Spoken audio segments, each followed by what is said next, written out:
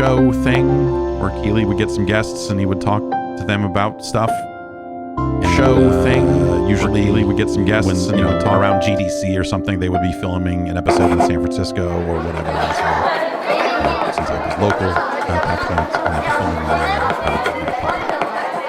I think I went down to LA for 1 or 2 of them, but generally speaking, it's also where I learned about many other gaming luminaries. My question is, why did David Jaffe always seem so angry? I'll take these questions as they come. There's more. But why did David Jaffe always seem so angry? Jaffe was never angry in that scenario. It was like he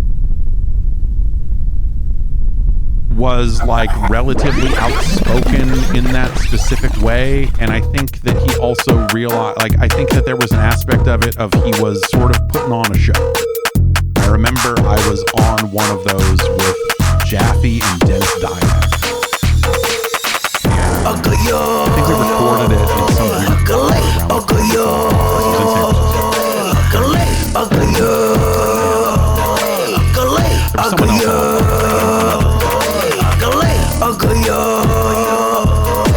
And I remember recording it, and then after the fact, I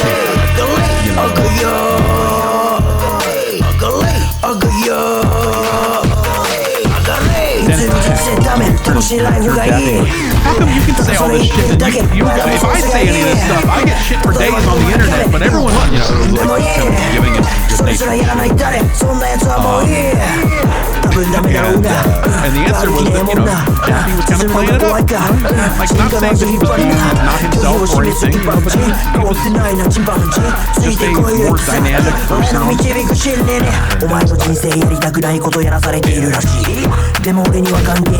He's built that reputation the same way like Joseph Harris comes on the Game Awards and there's a caricature aspect of that I think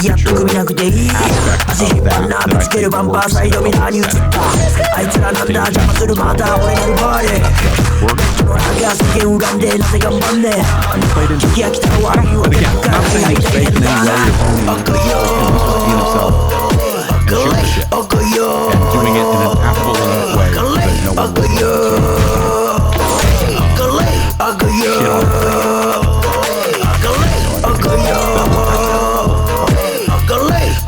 But David Jaffe is never angry. Is not the word I would describe David Jaffe back in those days. But yeah, that's kind of how it works.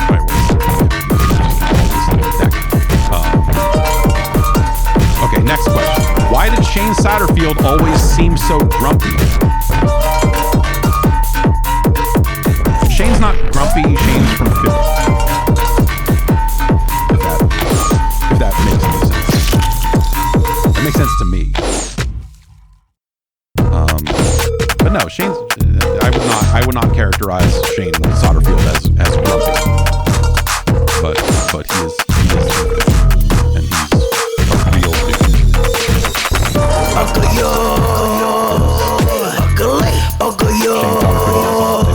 If I had to come up with like words to describe him, he worked at GameSpot for a while, and then he was behind the scenes.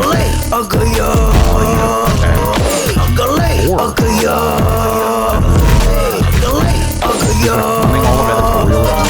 before they 普通の人生ダメ楽しいライフがいいただそれ言ってるだけお前らもそうすりゃいい例えばノルマなキャメゆっくり住んでもいいそれさえやらない誰そんなやつはもういい多分ダメだろうがやる気ねえもんな進むのが怖いか死んでまず引っ張るな夕日を示す一般人変わってないなチンパンジーついてこいよ行き先俺の導く信念ねお前の人生やりたくないことやらされているらしいでも俺には関係ねえから足引っ張らないでほしい実力ないこと人のせい本当に気持ち悪い俺らはメインキャストのライフやってくれなくていい Probably just that one. That was also walking to that show with Dennis Dyack is where he said that his favorite character class wasn't into human yet. We were walking to that bonus round. Is where I heard him say that. Somewhere around there is also, I think, where this might have been after this had to have been after I was done at GameSpot, but I remember running into Jaffe. It might have been for that. That might have been after the fact, but anyway. He started, a lot of people, especially in this era, and this still happens to a certain extent, but it's a little different now. People were very happy to talk shit about GameSpot to me because they would think that is exactly what I wanted to hear as someone who was no longer there. Whereas, it was obviously the reality of that was much more murky because I had a ton of friends who were still there, and there was, it's a weird one.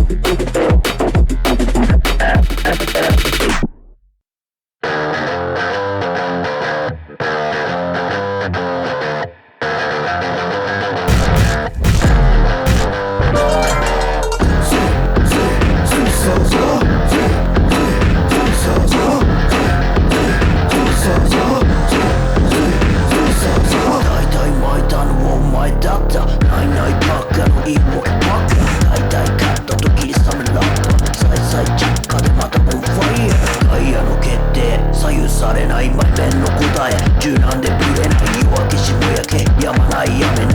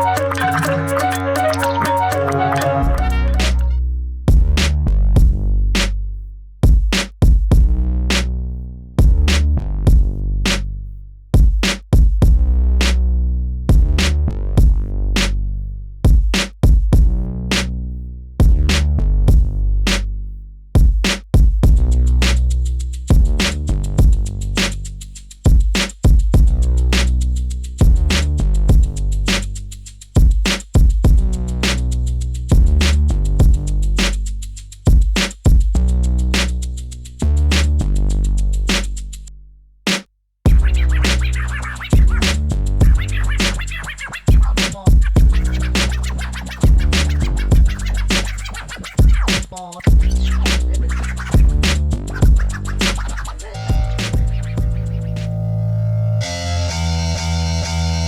石高原町親戚ほうれん草の農家人石高原町信頼飲みに行こう先人石高原牛希少な黒毛和牛耳人石高原町死んでもここにいよう墓地人石高原町人石高原町人石高原町人石高原町人石高原町人石高原町ここは人石高原町Page 94. My name is Andrew Hunter-Murray, and I'm here at the Private Eye office with Helen Lewis and later on in the show, we're going to be talking to Tim Minogue, the Eye's, I think you could say, veteran Rotten Borough's correspondent, about lifetime spent looking at dodgy local government offices across the UK. But for now, we're going to be talking a little bit about media, as we so often do, and in particular, about how the pressure's gone a bit bananas over America. So quite an awkward to talk about. 中にはないのさかぐらしから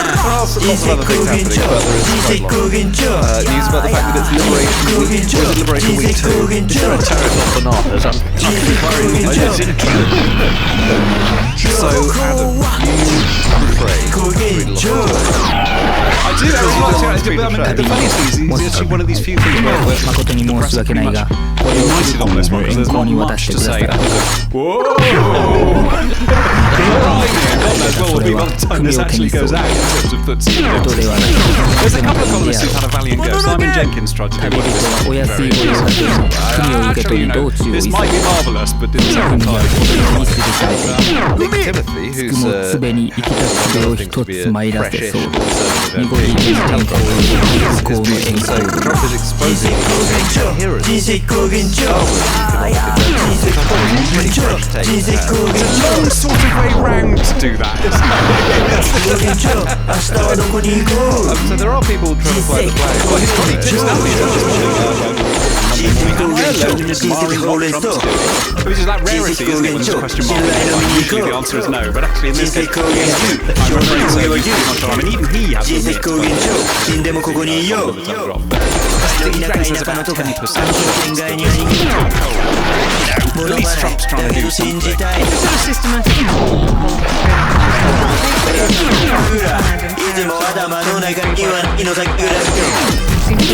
Woefully basic, so you can see people desperately casting round to kind of go, is there a more exciting way?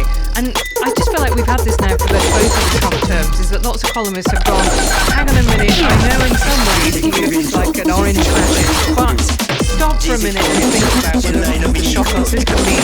And unfortunately, he has this habit of terribly embarrassing. 旅の方、もし旅の方、誠に申し訳ないが、I like the people who dug up the smooth forward tariff which again I thought this is good. This is at least worth a look. But my American friends tell me this is being taught in American schools as a congressional act which was putting tariffs up to 20% in 1930, followed by something they all learned about, which is called the Great Depression, which, you know, made the Depression great again. I'll do this, but it's so great, it's going to be the greatest Depression ever. So, I mean, you do have to dig quite deep to find anyone who's got anything other than oh dear. Elon Musk is making a particularly large dose of sentiment because he's almost nothing to say about tariffs at all. He did a sort of video in which he said he hoped that one day there'd be zero tariffs between Europe and America. And you're like, well, yes, but the current policy of the man who's, you know, Prime Minister you're effectively acting for is 20% tariffs on the EU. So it's very much not that, is it? Andrew Kaczynski of CNN has quite good jokes, basically. Foxes were desperately casting around transgender athletes to talk about, rather than showing like everyone else a ticker of the stock market just falling. The thing that's obvious is that MAGA is a personality cult, it's not a conventional political movement.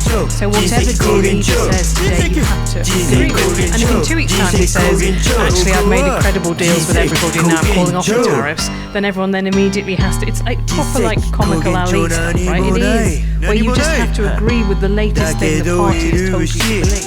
Well, here, the something quite obscure awards event, it's the Oliviers. Theatre Awards for the West End. That's not usually Labour presentation weekend. This weekend, hello, there's a huge feature on the Olivier Awards. Very much on London stock markets, in particular papers. It was fascinating because there was a particular thing after Trump was unexpectedly re-elected last November. It was that sort of thing we talked before about actually the thing on the left. It was kind of like, well, if the lefties are unhappy with this must be a good thing. And actually, there are a lot of papers who are very much on board with it. 旅の方、もし旅の方、誠に申し訳ないが、これをフルコーの円行に渡してくださらないか。濁り池から這い出たそれは、文を手にそう。人ではない、もののけの類であろう。もののけ！旅人はお安い御用だと言い、文を受け取りどうぞ。And I think it sort of speaks to what the problem with Trumpism has been, which is the assumption that he says batshit things just to get people to vote for him, but he doesn't really believe them. But he has always believed in charity. He talked to Oprah about it, and that's the 1990s. The guy you pointed to, Navarro, as his trade representative, seems to be the one who came up with this sort of slightly mad formula where you divide it by penguins. Add all the number you first thought of in Guam. And he said this repeatedly on the campaign trail. Kamala Harris said repeatedly on the campaign trail his policies will make you poorer. And that you've still got people like Bill Ackman, the venture capitalist, who suddenly sort of radicalised himself into supporting Trump because of university Palestine protests. Suddenly going, I hope cooler heads prevail. And you're like, no, you elected, the head you elected was Donald Trump. Like, so it's kind of fascinating. And there has been an effort to present it as well, as you're saying, for 40 years. This was something like a good take. I mean, the last person I can remember who hadn't changed their politics for 40 years was Jeremy Corbyn. And actually, generally, so I don't mind to kind of look at the kind of world about think about things that have happened in the meantime, which definitely isn't But people are bringing up Brexit. This bad moment, Mark Carney, saying, oh, haven't we learned something from Brexit? Trade barriers are bad. And I like the fact that we've now become a cautionary tale.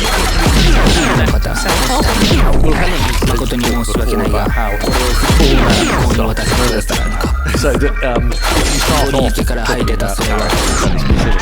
you stand up in culture and somewhere that is very convenient for Trump and a failure to be separate.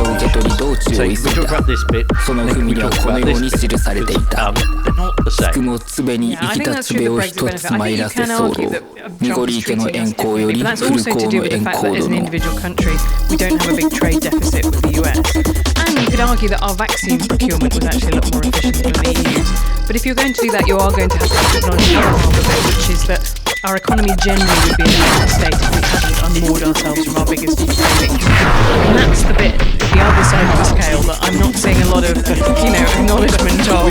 We found some fantastic floating wood in the wake of the shipwreck that we all just put ourselves through. Yeah. The other thing that a lot of our newspapers are doing now is sort of the Transatlantic Straddling Act, which is for two reasons. Because the expansion of newspapers in recent years has not been online. A lot of that has been America. Both The Guardian and the Mail have had incredible success. And also, the reason that other newspapers are tied with American facing websites is to get more money for advertising over there. So that's where the growth is. Nobody's making any money on advertising. Well, that might solve itself because the reason is, I mean, the adverts on the Atlantic, for example, are beautiful. They're just that sort of metaphor and luxury watches. And I think, God, now I remember because Americans have got lots of money. So that may now resolve itself.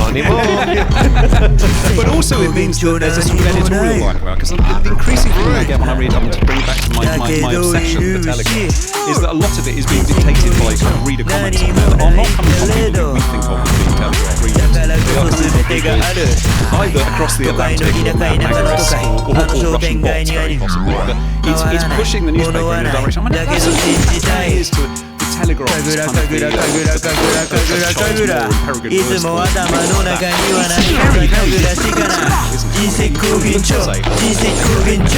thing I always thought you could judge the Daily Telegraph was the reader often absolutely accurate. They really knew how it was. shooting sticks or very, very, very nice cast iron gold. And you look at it now and you just think, what paper is out there that is旅の方、誠に selling 申し訳ないが、これをフルコーの円 of 光 the に guys 渡 in し the てく red ださらん cords か。 and the G-lays? Where have they gone? 緑池から剥いでたそれは The red 文 cords を of 手に all 添 have been torn out to make red 人では hats. ない、もののけの旅であろう。 Yeah. Red corduroy greys 人 again. はお安い御用 You だと can 言い、 tell a huge 文 amount を about 受け media 取り道 consumption 中を by the 急ぐ。 adverts. Like I'm obsessed with, almost all YouTube podcasts are built on crypto and something, as we previously discussed. So it's not a surprise that they're all anti-establishment. And so I think, there is a very basic economic analysis of British journalism has just become an outcrop of American journalism, not for ideological reasons, but just for purely financial But it's literally across the board as well. I mean, the Telegraph newspaper was flashed a couple of weeks ago. Whether or not Mark Carney is very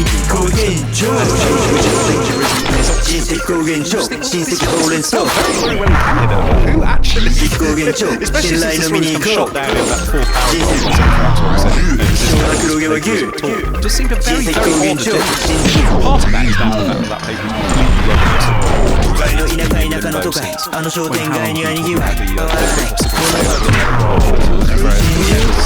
2023, when it first went on sale, still own it. And the latest Christian now, we did a podcast about him a few months ago and said, farewell then David Montgomery. I ended that by warning, he'll be back, don't worry, he will be back. Guess what? He's back, potentially. He's back in the bidding for the Telegraph with the help of Bowley. Am I pronouncing that right? The owner of Chelsea FC.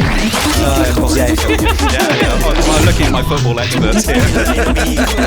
There is one thing at the Telegraph that is properly considered, though, which I think is a danger shown in the growth area, and that is headlines with a particular phrase in them. Can I just share a few of these with you? So I thought, be fair, only go back 8 weeks or so. Just see if you can spot the first.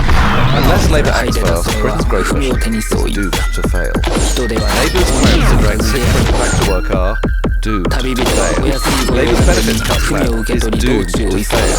Europe's coalition of the willing is doomed to fail. Star Wars peacekeeping plan, doomed to fail. Europe's anti-Elon Musk space challenger, doomed to fail.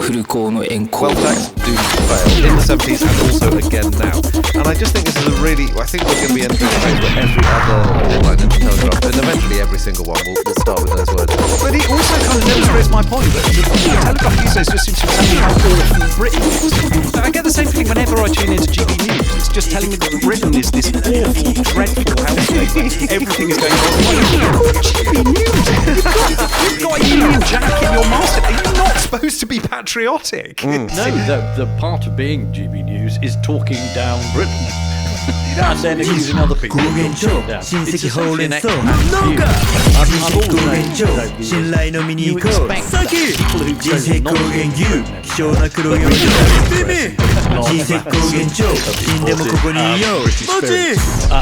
about midday to tell you that Britain is a terrible place to live. They wouldn't know they didn't live there. They live in the show. And now increasingly American. Yes, Richard Littlejohn was a real pioneer of this, wasn't he, when he took to Florida to go. It's very rainy in Britain, I assume. Can I ask one question? Can I keep the confusion about buying the Telegraph going in the joke section? Oh, that's for another couple of months. Yeah, because the conditions that is obviously very clear from David Montgomery's boss is that they ain't going to pay $1 million, which is what Redbird IMI want for it. Now, not unsurprisingly, Redbird, who you will remember with the United Arab Emirates and then we're told that they couldn't pay. Not surprisingly, they don't really use it to do at least what they're money. But everyone agrees that they paid massive the odds on. They paid 600 million. They received about 100 million from part of the Telegraph group before that. But there's still a 500 million bill which they are determined to make that. And this is the problem, is that no one thinks it's worth that. No one is willing to hand the money over. And no one can force Redbird to actually sell it either. So we are lost in this weird limbo. Even people Charles Moore is described as being under house arrest. Chris Evans, the editor, has talked about the inevitable sense of drift on the paper. He seems to have absented himself entirely from editing duties to sort out what's left to his deputy Robert Winnick, who's already tried to jump ship. And I remember last time he wrote a Washington Post, only for things to blow up there and that paper to be 緑池の円光より古港の円光 So basically, the person who got in charge didn't even want to be there. All attempts to sell the telegraph.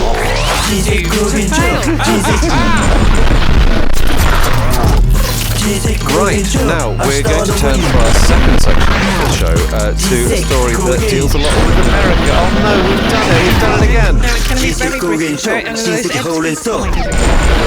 Okay, let's talk about Helen, what is it? This is a new book that is out from New York Times columnist Ezra Klein and my Atlantic colleague Derek Thompson, which is about basically picking an argument with liberals about the fact that if you look in America at blue states and blue cities, it's really hard to build it. So Ezra Klein is originally from California, so this is their big example. They've been trying to build high-speed rail in California for a decade now, more than that. And it's really hard. I was in San Francisco where I wrote my USI column from, and it is almost impossible to build public affordable housing. The cost per unit is about $700,000 to $800,000. And why is that? Well, there's a load of things. There's very tight construction unions, which won't even let you build modular housing. Even though those there are environmental regulations. There are in America zoning, which has an explicitly racist history. Most of zoning comes from wealthy white families who don't have houses of multiple occupations, which they think will be filled with minorities. So all of these things that look like they're kind of left-wing principles, the idea that you'd have kind of quotas in the construction industry, all of that, everything gets sort of hung on new buildings and infrastructure projects, like they're a kind of Christmas tree, essentially. Like all these things that individually are quite good ideas, like strong protection, strong worker protections, social justice initiatives. But the end result is that people are still living under bridges because there aren't any codes, or whatever it might be, or people are still in their cars belching out fossil fuels. So they're basically kind of at an interesting moment in the Democratic Party, while it's basically sobbing in its room alone, trying to say, well, look, wouldn't it be great if we had this positive vision for what we could offer to people that is not just about us stopping stuff getting done.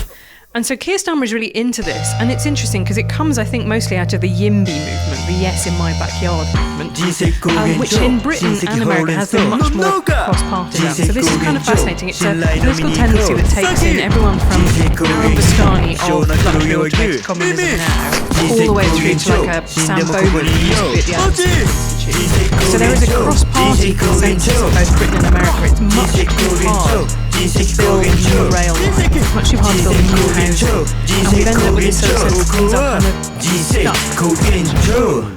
But this is followed by shall we deregulate everything? Well, that's the problem, right? And that's why they've explicitly kind of addressed this to the left, because there is a part of the left liberal space that just instantly hears this and thinks what you are is like someone from the kind of is it Britannia and Change, was that terrible, the book from like Liz Truss and Kwasi Kwarteng, which is basically like, let's make it really easy to fire people and send children up chimneys. Or the kind of Elon Musk Doge agenda, which is, why don't I just go into government and smash everything with a hammer and then try and put together something much smaller afterwards. This is Dominic Cummings too. We can't entirely blame it on the American. Do you think? But if it started in the States, is it coming here? Is Starmer going to go with this? It's already come here. If you listen to what Starmer says, he says, we want builders, not blockers. He has explicitly referenced the Ebbsfleet Spiders, which are, for those of you not intimately they sound like a hockey team. with the distinguished jumping spider, which is my favourite thing about them. They're distinguished, like they've got little monocles and hats. Anyway, so they've been trying for a really long time to build more housing around Ebbsfleet train station, which would be 17 minutes into London. Brilliant.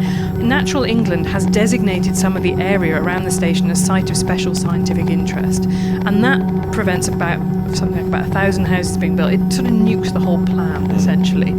And the reason they've done this is that they've found this colony of distinguished jumping spiders there, and also a lot of water beetles. Now the kind of YIMBYs say, well, these only moved in because you left this land derelict for so long. Basically, the way it works is if you're a quango like Natural England, you don't have to take any kind of balancing account, right? It's the same thing with the bat tunnel. They don't put a value on the life of a spider, versus all the people who will then use the train, who will get to live in a house, all the people who won't use their car, which will improve air quality, which will help all spiders and people. So the problem is you have all these individual agencies that have their very narrow remit, which they execute really well, they don't have to take into consideration any kind of checks and balances. Their job is not to make HS2 happen. I just find myself incredibly sympathetic to it because we just can't build housing in this country. It's been a real problem because all of this round before, the voices of all the people who'd like housing are not represented in the system to the extent that the voices of the people who already have housing. We just hear the developers, and then we hear the objections. We never hear a queue of people saying, I would like a house. Yeah. Because it's impossible to hear the views of people who would have got a house but now won't, because they don't know it. Right. There's another really good example, which is the Makata food market around Elephant Castle. Are you familiar with this? And it talks to the bias in how the reporting on this goes, which is it's all being reported as beloved food hall to be demolished to make way for houses. Actually, what's happening is that was a site that they've been trying to redevelop since 2016. And because it was otherwise going to sit derelict, they said, why don't you come and put these temporary pop-up food market into it? So now what happens is they've been, advantageous business rates, for example, they'll have to move out for a couple of years, and then they'll, in the scheme, they are there to, at the end of it, they'll move back in. But you'll also have 900 homes, of which 300 are affordable or social housing. But all the reports in the Standard, the BBC, are all food hall to be demolished. We like a beloved tradition that goes back to last week. 2016. And it's fantastic. I mean, the quotes you get out of people who don't want something to happen are invariably better. I read a report in the papers last week of this projected solar farm will turn our village into a concentration camp. And I thought, steady on, will it? The phrase that gets used is a vetocracy, where lots of people get a veto, whether they're people who live in the area and naturally don't want it to change, or whether I think it's up to 27 bodies you might have to consult, depending on whether you're near a cricket pitch or whether you're near some jumping spiders or whatever it might be. There's a bill currently going through the Commons to put Swift bricks. Have you heard of a Swift brick? Is it a tribute to a popular singer? It's a Taylor Swift brick in every a popular house. satirist, I think. Jonathan Swift, they're named after. No, for it. It's so Jonathan Swift can nest in your house, as you always wanted. No, but this is the idea that we want to encourage Swifts to nest, so shouldn't there be a regulation that says every new house building has got to have a Swift brick in it? And already Brighton has this for buildings over a certain number of stories tall, as well as bee bricks for solitary bees, which I have to say every time I say the phrase solitary bee, it makes my heart break. Well, a lot of them are in cells. Thank you very much. Thank you. Try the honey. So Brighton has had these regulations for a while, having a lot of green councillors. This bill has been introduced by a Green MP. And the problem is that he had a professor quoted in The Guardian in 2022 saying if you don't clean out the bee bricks, the holes aren't deep enough for the bees, and also they can get infested with mites, so out-competed. So it's not like you can just put a bee brick in and job done. There needs to be a whole kind of suite of bee brick maintenance that you'd have to do. And I presume probably the same thing is true of the Swift bricks. But there is this assumption that you can have single things that can be added onto building regulations with zero cost.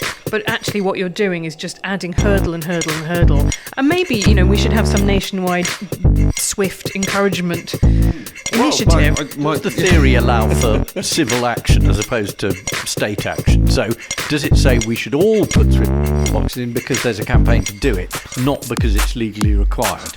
This is your Christmas tree metaphor, isn't it? Yeah. I mean, there's too many baubles, it's going to fall over. I think that's the thing. It's about where the point of action is, and the abundance agenda is about we need to remove barriers. We need to have a much more of a focus on outcomes. And this is where they would say that they distinguish themselves from, Elon Musk or Liz Truss. Their end outcome is they want a greener future, for example. They want to decarbonise the economy. But in order to do that, you cannot say that every single vole along the high-speed rail track is going to have to be preserved. You are always letting the perfect be the enemy of the good. It's a really big challenge. I think I've certainly changed my thinking on it, because you're right, it is a fundamentally kind of right-wing hobby horse idea of deregulation. But I don't think you can look at the British property development and housing market and say, what a triumph for the left this is. Haven't we got incredibly green homes and everything working really fantastic? I think there's one really interesting thing, which is that there hasn't been a big national infrastructure upgrade quite as widely. So one of the more recent ones was switching from coal gas, which was in the 60s, and that shifted over from a lot dirtier sort of but that involved a great deal of change. You don't have to take out one advert and say, right, you are being switched over, this is going to be better. But that was a long time ago, and I think people kind of forgotten that the state has the capacity to do that sort of thing, and the state is also feels like it doesn't quite know. But I mean, the new planning and infrastructure, to bring it back to what we've done here, it does have a lot of quite good measures if you like this kind of thing. You don't hate it, but if you were going to write this book in the UK, then people would be challenged with the Liberal Democrats, because the Liberal Democrats have a huge variety of very worthy environmental and social aims, but what they mostly run campaigns on in each constituency is don't build different houses here, and that's the kind of constituencies who are being addressed by this agenda. The right already believes in deregulation in various number of ways, but it's people who want these particular actions saying that actually your local interests are often acting against the things you claim to believe in the wider national interest. the argument is always, well, yeah, definitely renewable, but not here, not there. No. What's right over there? One of those bastards over there on the next one. They can take it, Well, we used to believe that Britain is alone incapable of doing this. This is that and that France was marvellous, and that the French national interest would always override. So that the railway is marvellous, but they don't care about it. nukes everywhere, nuclear power. Nukes everywhere, suburbs, wherever they feel like it. I'm guessing this argument was never terribly true, but are we now saying Britain is worse than America? Well, I think there's a big difference between blue states and red states. So the obvious difference is between California and Texas, which are very close to each other. And Austin, where I was last year, actually went through a phase where, imagine this, house prices dropped. They said it could never happen. I mean, they have recovered again, but they were actually at one point building enough houses for all the people who wanted a house to live in. Imagine such a thing. What and they're building it. This is weird thing about this, from your perspective, is Texas is building a load of renewable energies. Just because you can get government subsidies to build renewable, but the only place you can actually build them are in red states that have very loose planning places. So you've ended up with all this weird green investment going into places that don't really believe in it. It's not surprising at all. It's cheap, And the brilliant move that lots of cities in Texas have made on housing is they have instituted a rule where you can change your single massive The Simpsons-style home. As long as it doesn't go over a certain height, you can turn that into, I think it's up to 6 flats. And that means you get 6 families living on one spot. And unless you're in a very, very unusual conservation area or anything, that bit of deregulation has happened. And it massively increases housing density, which is what you want near, say, places like train stations. The place to have your dense housing is near those bits of infrastructure. And that's kind of what they've done. Yeah, but that again goes back to the kind of racist history of zoning in America, because the people who are blocking those conversions are who say you don't want students, low-income people doing work, they'll change the character of the So is it going to work? Are we going to get abundance here? Well, the interesting thing is that Angela Rayner does seem to be doing a lot of stuff. She's pulled in a lot of projects that have been blocked by local planning structures. I think it would unequivocally be a good thing. I think there's a huge amount of resistance to it from our interests, which individually or usually things that I support. But I think we have got an acute. If you think about the fact that wages have stagnated in the last 20 years, but housing has become multiple times more expensive, that is just not a sustainable situation for a democracy. And you talked about France here. Interestingly enough, if you look on places like TikTok, obviously owned by a Chinese parent company, you will see American influencers going to China and going, oh my god, you've got a train that runs through a building, and they put this city up and it wasn't here 5 years ago. And so what people are getting are a lot of CCP propaganda, because it's like, if you were 13 in China, you could buy a house. And obviously if you were 13 in China, you could start a family. That may also be the case in America too. Does also kind of strike me as being one of the things that I always feel that this Labour government is new towns and opportunities in a country that's growing. I mean, Tony Blair said, I want to make Britain younger. I think that's an actually optimistic vision, which isn't what we've had from the start so far. We've got everything's terrible, which may be true, but it's a good opening, but I feel like you've then got to move on along a bit. It does sound a bit Thatcherite, home ownership. I'm sure Keir will go for it then. Even the idea that actually renting doesn't take up half of your disposable income. I think that's what I think we have a country that is rent, specifically a renting crisis.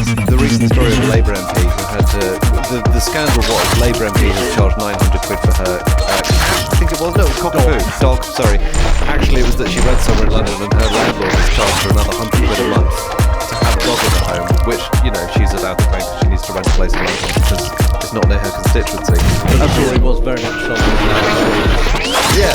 whereas you read it as this rent is landlord. Exactly.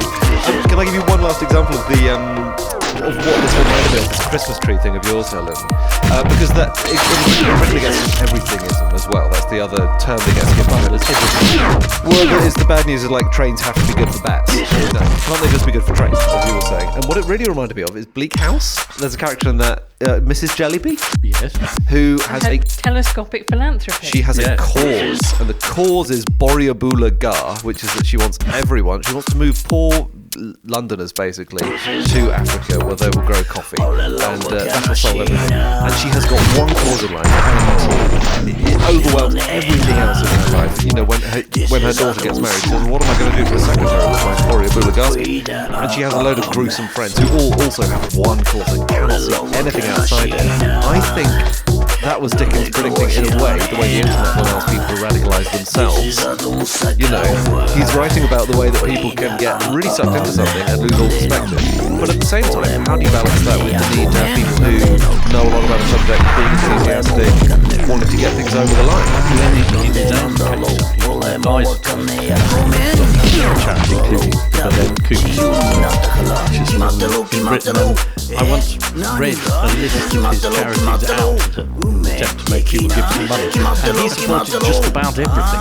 Oh really? Okay. He was the opposite of that charity. He was phenomenal. She also is very uncaring about her own children. Incredibly Which is uncaring. another point he was making about people who are very, very keen on signal charities. Yeah, I think that's very advantage. It's having environmental charities for care about specific things, but they should be invited to input into some level of overall. That's when it comes to the back. If I gave you £100 million to make life better for British families, would you spend it on like a bat reserve, or would you spend it on a tunnel that we don't think even necessarily works next to a place where we don't know if the bats even are? And that's the problem, is that for each individual, actually, they only have one set of interests. What government is supposed to do is balance. So what you're saying we need is some sort of would balance bat lives against human lives and homes. You're pretty good at coming up with equations or formulas. Now,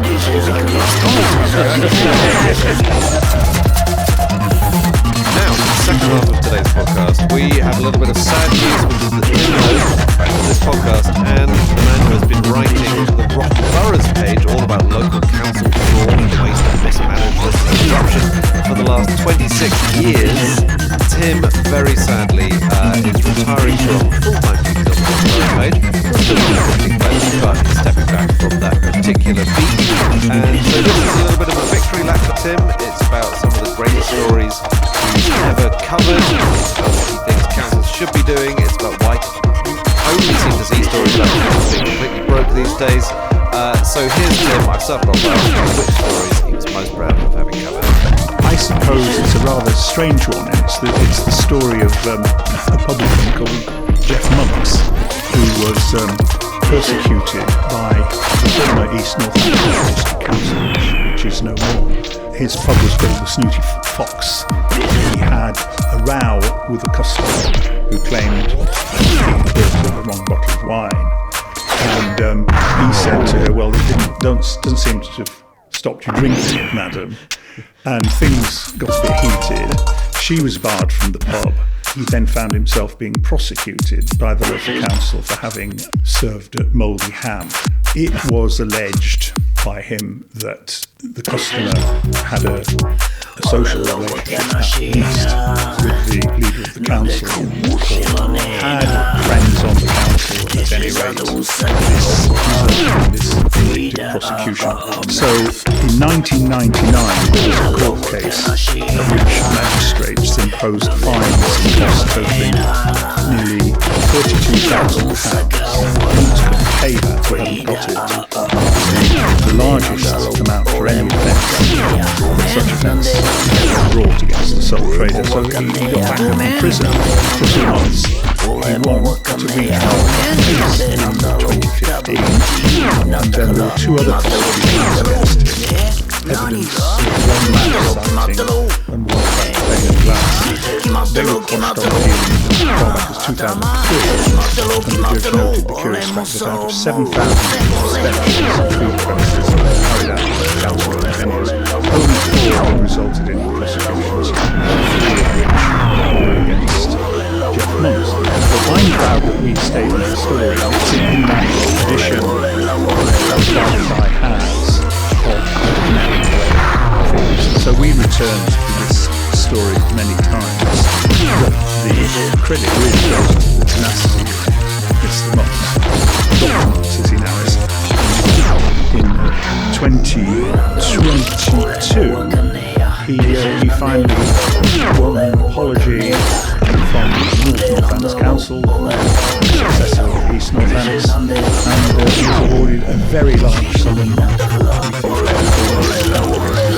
which is less than he said.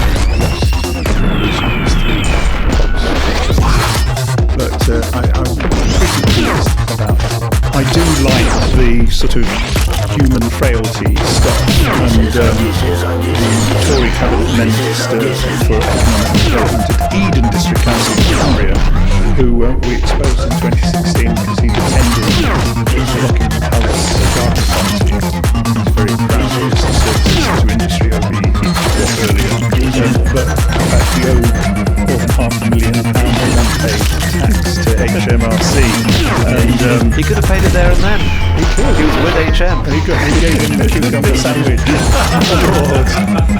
He did the thing which is quite instructive, which is people often tell their local paper that they're suing private cleaners, which the local paper is usually dutifully reported.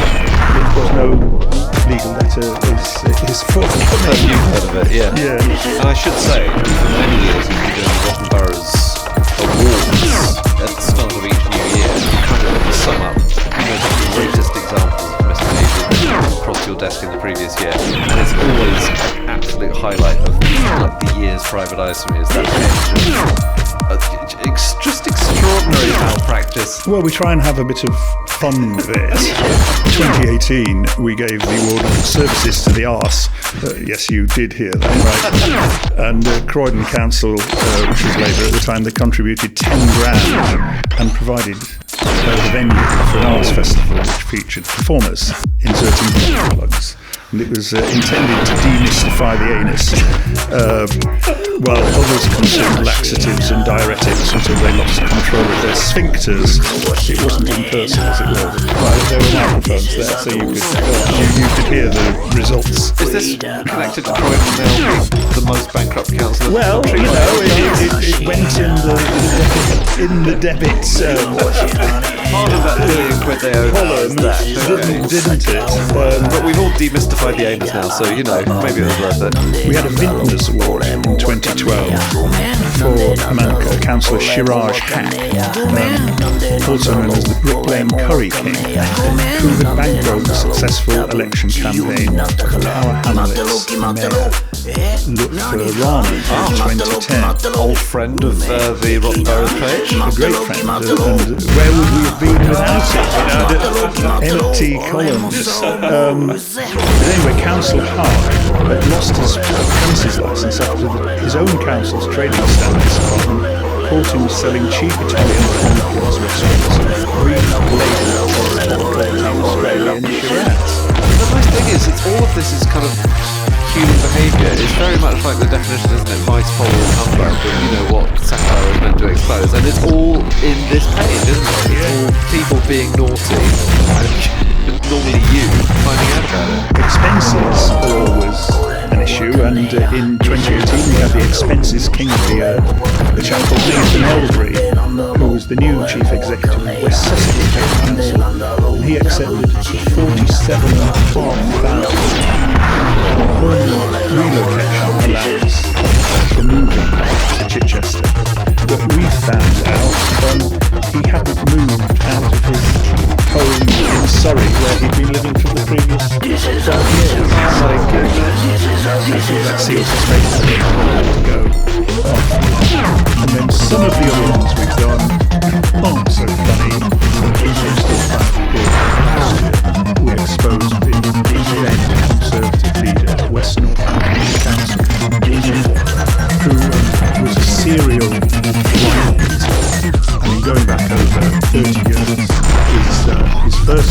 tried to bring this to the attention of councillors, and one independent councillor, bravely tried to bring this up to council meeting and was shot down by the officers, by the lead officers. We got this story, we published it, the local BBC did a very good report following up where they interviewed all these the guy stood down as leader, having a lot of brass neck. He stayed on as a Tory councillor, and he only quit as a Tory councillor after the then local MP, one Andrea Leeson, to the great credit, said, come on, this isn't on. But he went to last Christmas's Northants Tory party, lots of cheers, slapping on the back, and he still sits as a councillor. Does that indicate there's a problem with accountability? You might say that. Another one from the same part of the world. Earlier this year, we found out that one of the senior Tory councillors had admitted to his Tory colleagues having had underage sex. He wasn't underage, when he had been a police officer back in 2009. It just occurs to me there, these two stories, the wife beat of the underage sex and the persecutors of Jeff were all from Northampton. It's just extraordinary the number of councils and the number of stories you print each issue about the entire length and breadth of the country and all the mismanagement, when councils start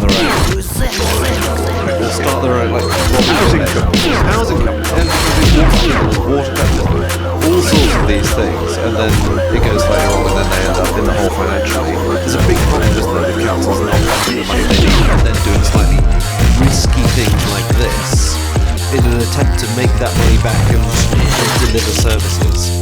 They are in desperate financial straits. A few years ago, there was a craze for selling stuff off. You'd sell off buildings, sell off land, but of course once you've sold it, family silver, that's it.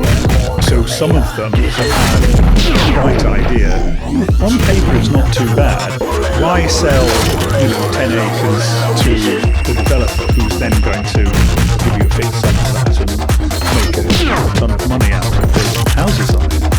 The sensible thing might be to cut out the middleman, as we found Royal Council of Bankruptcy and Cambridge Council is having similar problems now.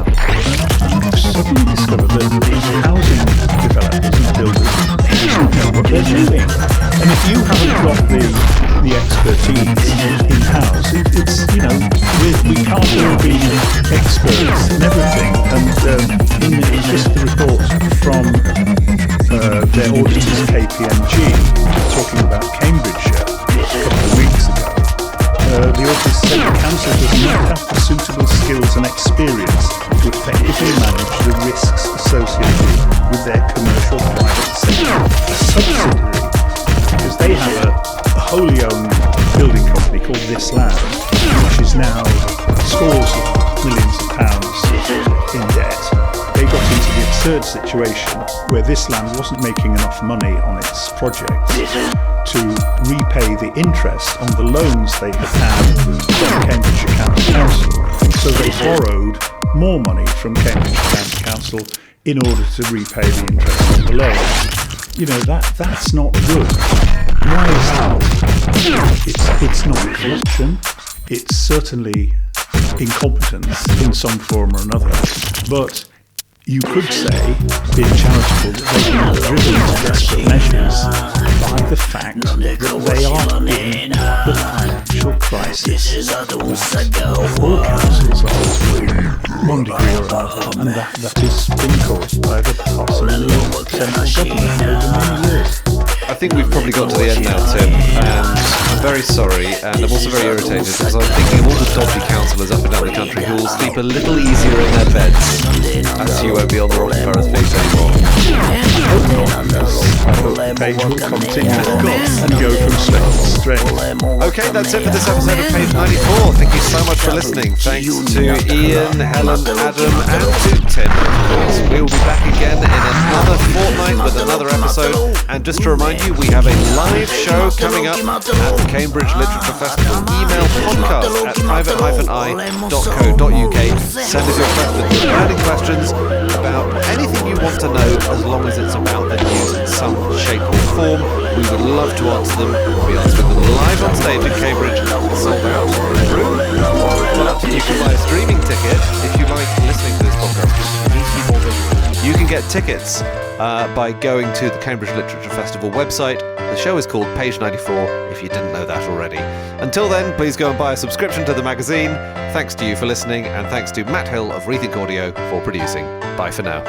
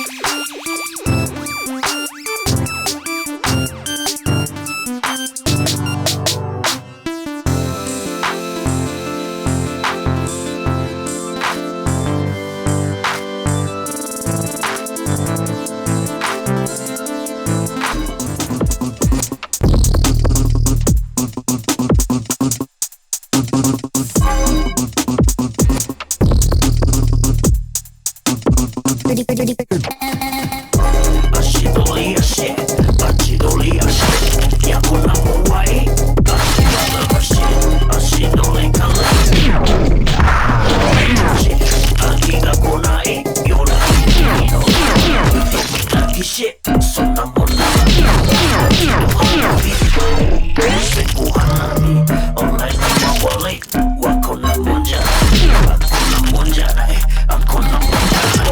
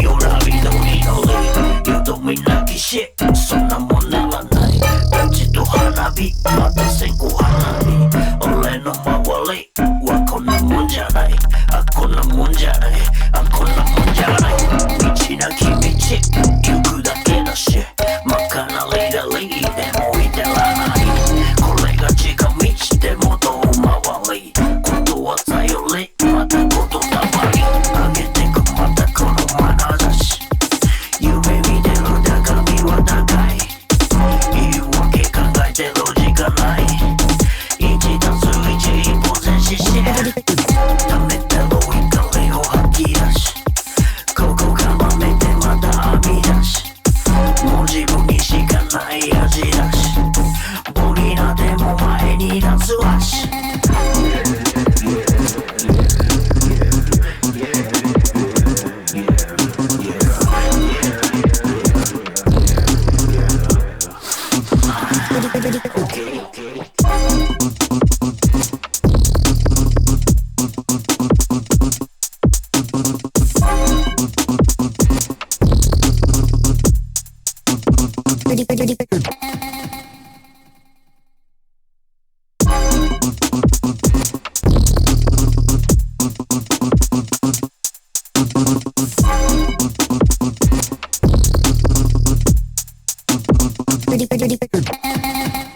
足取り足足取り足いやこんなもんはいい足がらかし足取り軽い夢見心地飽きが来ない夜なびどりのりよどみなきしそんなもんならない立ちと花火また線香花火俺の周りはこんなもんじゃないあこんなもんじゃないあこんなもんじゃない道なき道行くだけだし真っ赤なリーダーリーでも至らないこれが近道でも遠回りことは頼りまたことたまり上げてくまたこの眼差し夢見てるだから身は高い言うわけ考えてる時間ない1たす1一歩前進して溜めたロイカレを吐き出しここからめてまた編み出しもう自分にしかない味だし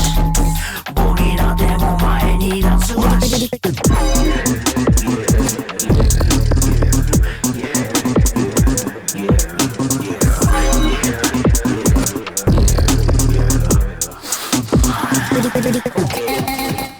足取り足足取り足いやこんなもんはいい足がらかし足取り軽い夢見心地飽きが来ない夜なびどりのりよどみなきしそんなもんならない立ちと花火また線香花火俺の周りはこんなもんじゃないあこんなもんじゃないあこんなもんじゃない道なき道行くだけだし真っ赤なリーダーリーでも至らないこれが近道でも遠回りことは頼りまたことたまり上げてくまたこの眼差し夢見てるだから身は高い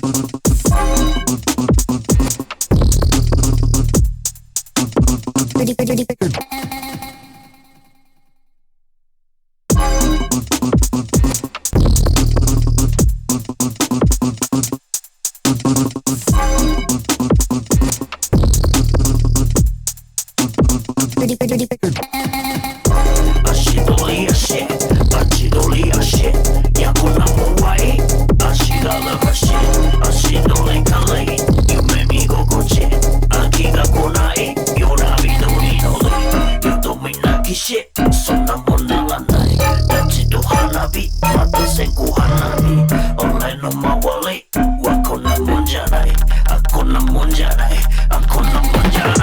道なき道行くだけだし、真っ赤なレイダレイで向いてらない。これが近道で元を回り、ことは頼りまたことだまり。上げてくまたこの眼差し、夢見てるだか身は高い。言い訳考えてる時間ない。1たす1一歩前進し、溜めてる怒りを吐き出し、ここからめてまた編み出し、もう自分にしかない味出し、ボリラでも前に出すわし。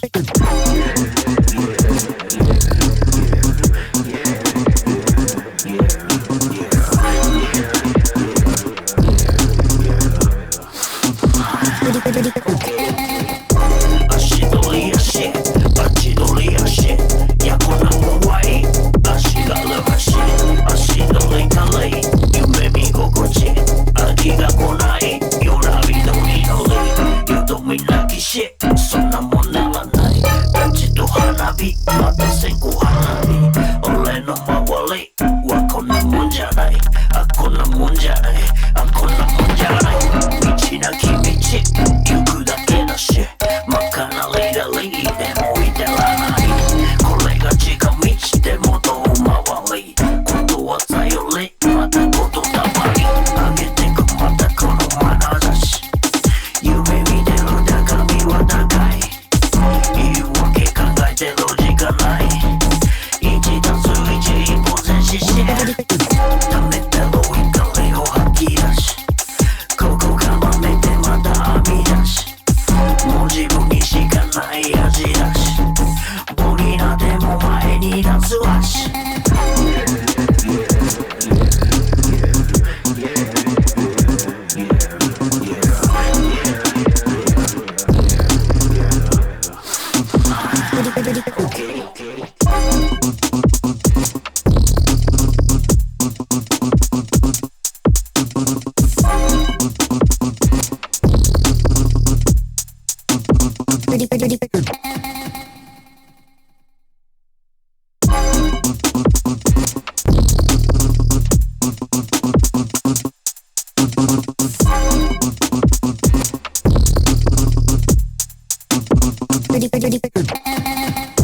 足取り足、足取り足、いやこんなもんはいい。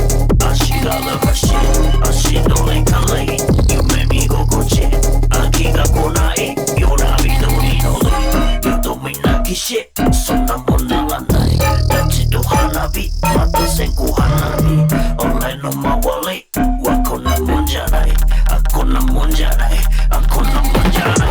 道なき道行くだけだし、真っ赤なレイダレイで向いてらない。これが近道で元を回り、ことは頼りまたことだまり。上げてくまたこの眼差し、夢見てるだか身は高い。言い訳考えてる時間ない。1たす1一歩前進し、溜めてる怒りを吐き出し、ここからめてまた編み出し、もう自分にしかない味出し、ボリラでも前に出すわし。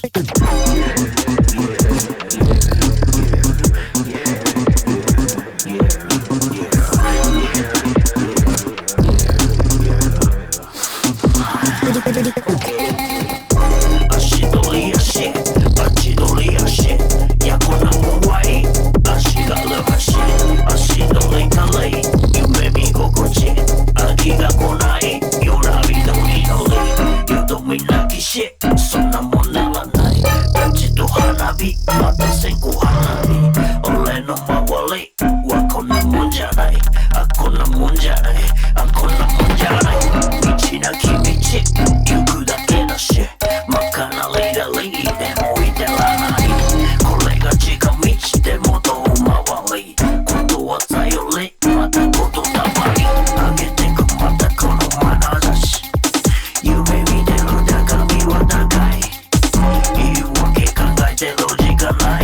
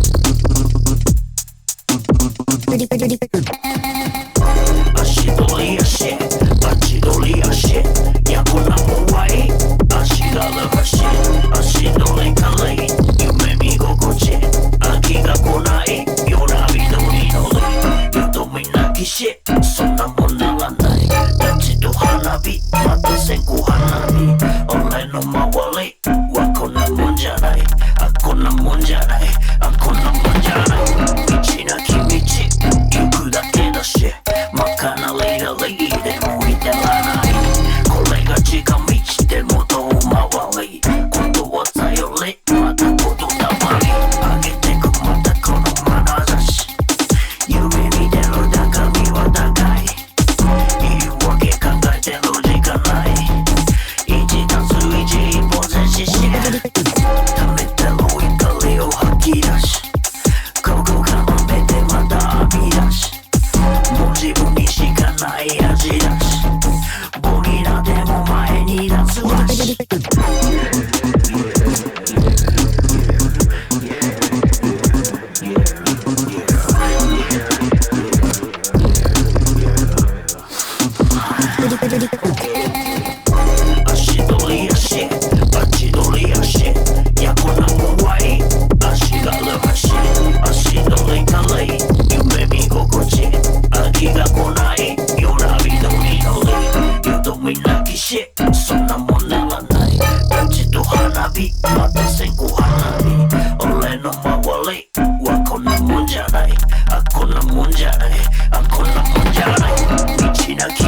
行くだけだし真っ赤なレイダリーでも至らないこれが近道でも遠回りことは頼りまたことたまり上げてくまたこの眼差し夢見てる中身は高い言い訳考えてる時間ない1たす1一歩前進して溜めたロイカレを吐き出しここからめてまた編み出しもう自分にしかない味だしボリナでも前に立つわし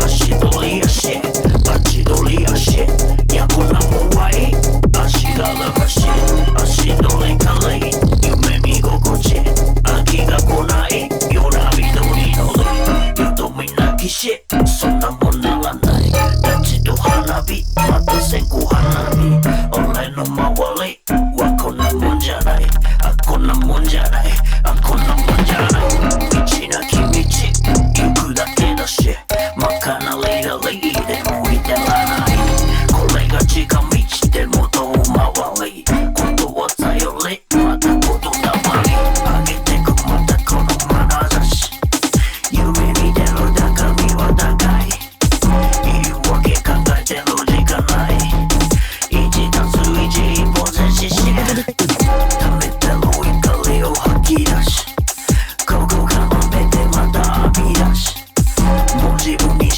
かない味だしボリナでも前に立つわし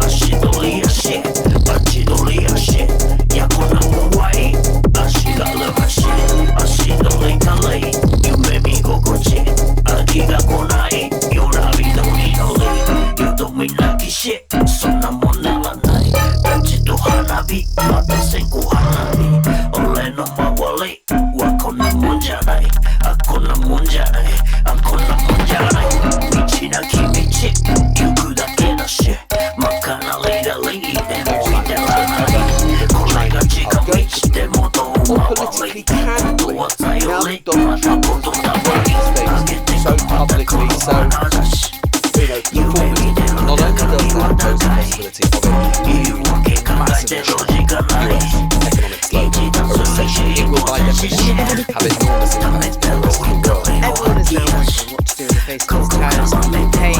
Do you call up? Do you try to negotiate? Or do you put up a middle finger? And China's response is a middle finger. It was a big mistake, this Chinese escalation, because they're playing with a pair of keys. Traditionally, if you look at the history, the trade negotiations, we are the deficit country. So what do we lose by the Chinese raising tariffs on us? That is Scott Bessent, the US Treasury Secretary, and he's responding to China's warning that they are going to fight to the end against fresh tariffs of 15%. They are now locked in a trade war that's going to affect all of us. Who's going to blink first? Call it a pissing contest, call it a game of cheating, call it a game of poker, with each side raising the stakes ever higher. This is China versus America. The world's two preeminent economic superpowers. There is a significant but enormous challenge. Welcome to the music. It's Lewis, and the post last night where he says, right, screw you China, you do this to us, we warned you, effectively, from today, unless China blinks back down, folds, whatever, on Russian platforms, they have been subject to 104% tariffs before they can enter the United States of America. This is escalating, and escalating fast. Does he want a solution, or does he just love that this is a game of poker to the whole world? Yeah, and the Chinese Beijing Commerce said that Trump's threat is just exposing the US and blackmailing nature. If the US insists on going its own way, China will fight it to the end. And I think the way it is kind of a test case for the rest of the world, but it is a test case that involves the only two countries that really matter. In other words, everyone agrees to place these tariffs. Hey, do you call up and negotiate, or do you put up a middle finger? And China's response is a middle finger. And there is a certain amount of prurience, I think, who kind of want to see which way this goes. Because at the bottom of this, really, is the whole question of debt, and America's debt, and China's currency, and whether they're basically knock America's economy off the top spot, and China devaluing their currency to kind of basically make themselves much more competitive. And they're looking at this now in the most visible way. I think this is where because there is the possibility with tariffs as Trump audience. Yes, it's the highly damaging. It's a massive moment in the post-war period. But they could be absorbed, and many of them may be negotiated away in the next weeks and months. This feels of a potential, if Trump goes ahead with it, of a different magnitude, because you have two, as you say, John, economic superpowers. China and the US together account for 47%, half of the global economy. And not only that, but as we know, and in a way this is partly what this is all about, these things. As we know, for good or ill, China has become the world. It is the big part of the late 90s, China still faced stronger in that time, and not just in kind of traditional industries and manufacturing sorts of things you might associate with it. The Chinese industrial revolution continues at a pace, in the last few years, developing into a whole new advanced manufacturing markets, both in electric cars. So we're talking about tariffs, which are to dominate. Not only does that pose the possibility of a really massive shock to the US economic slowdown, a recession, a huge impact on the industry, it will by definition have enormous impact on the rest of the world. Trade, that back and forth, those conversations will inevitably have a huge economic because you should bear in mind, the US imported $430 billion of goods, accounting for 30%. So you double all of those things on everything involved in that. Just imagine getting the deals. And Scott Besson, who I think sounds very happy as Patricia to sort of argue disparagingly saying, well, all the time is a pair of tools. As a against Donald Trump, a house or a exactly.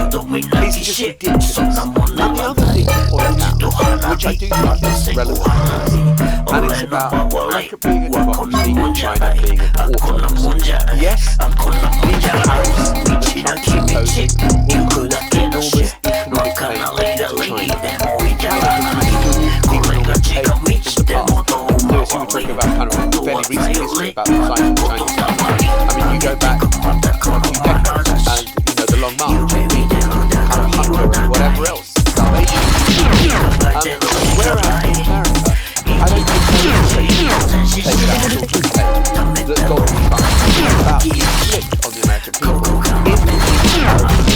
at this astonishing level. Because as Andy read out,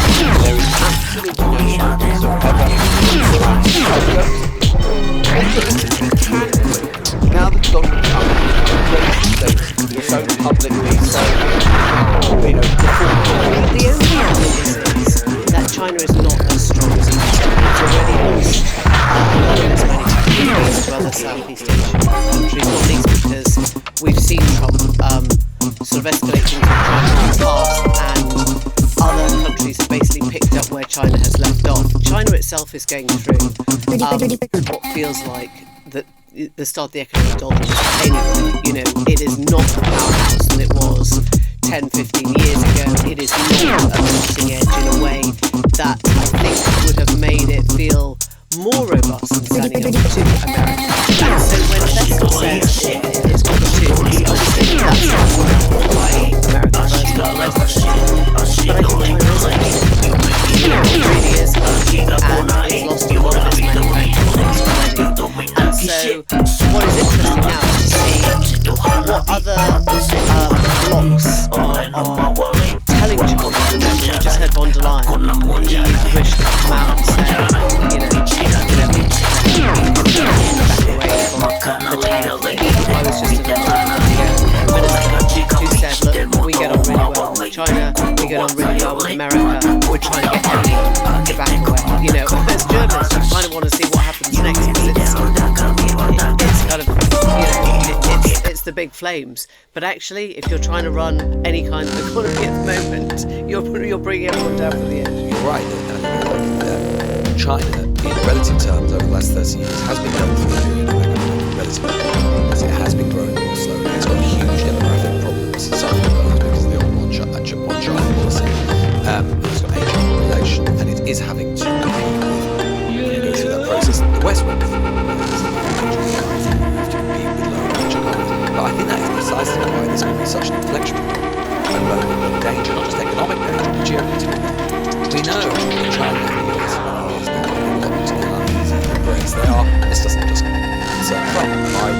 Biden was very aware of the geopolitical competition between the US and China, and much of what he did internally with the Inflation Reduction Act, the CHIPS Act, all of these things are onshoring, say, semiconductor production away from Taiwan. He kept up the tariffs that Trump imposed. Indeed so. Biden didn't get rid of them. Indeed so. There is more continuation here than often meets the continuity than often meets the eye. So, to introduce this act of profound economic aggression into a scenario and situation where the Chinese Communist Party is already pretty worried about the slowing of the Chinese economy. They know that they basically need to keep 5% a year, every single year, come what may. That is their internal target. They need to get 5% GDP growth. They think if they do that, if they keep living standards rising for the enormous Chinese middle class population which now exists, then they are safe. That is the basic deal, right? You do not have democracy, you have the Chinese Communist Party, you have all of the exigencies that it has as long as you have wealth.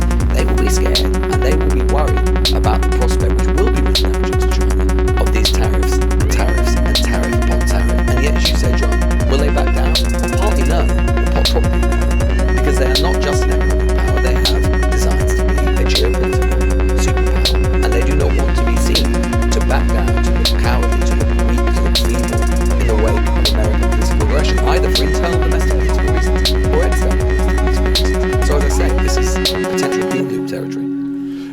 That is a kind of hideous scenario that, you know, a trade war becomes a kinetic real war. We're still a long way from that. I'm also struck by some of the stuff that is going on. Of course, we've got China and America, and as you said, Emily, it is visceral, kind of watching these two, superpowers square up to one another. Right, well, if we do that, then we'll do that, then you do something else, and so it goes on. And that's what we've had in the last 36, 48 hours. It's below that, though, you've got, Britain now talking about, well, maybe we can get the trade deal with India, because India have been sacked by 6%.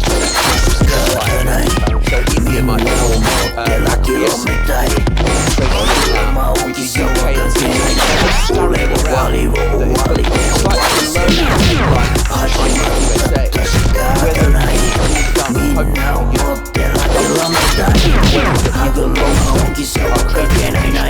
is slightly below USA, whether we've done that's the other thing, is that if China stops selling to America, stops trading with America, this basically looks like giving up bust up completely, then where does China send all its manufacturing? It sends it to the EU, which means it's much harder to run domestic manufacturers. That's dumping, essentially, and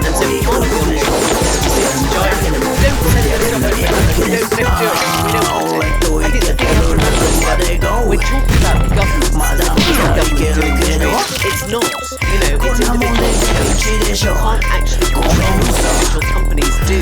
So it's not diplomacy in the same way, like, you know, it's not a nation, it's not a EU. It's about individuals and their companies and people on a very, very sort of particular basis. So, if China finds there's a market in the EU, how do we stop that? Right? Yeah, just sitting kind of in a factory, where do they go? Package, whatever. And America cancels the order. Right, let's sell to Europe too. Exactly. Because we've got to offer exactly. There's another economic thing, as we've been saying, geopolitics, potential tensions between the US and China. Really intriguing. みんなを持ってラキロめたい歯車をさは関係ない俺は終わりを終わらせ終わらせ始まっちゃった仕方ないみんなを持って諦めたい歯車をさは関係ない俺は終わりを終わりで終わらせない始まったもう止められね俺の刃次は俺自分のわがままならどうせ俺だけのこの世界に正義信仰発明はエゴ何でもいいけど動くでしょやることやるの俺だけでもそれでやれるだけやるだけです始まった仕方ないみんなを持って諦めたい歯車をさは関係ない俺は終わりを終わりで終わらせない Well, Jim John. 仕方ないみんなを持って諦めたい歯車をさは関係ない俺は終わりを終わりで終わらせない 2 weeks ago, all we could talk about was Russia, and he's made out zero progress. Well, takes the spotlight off. Putin particularly. Absolutely. Doesn't have to worry about a thing. Yeah. And the Nazis. Let the weekend仲で go.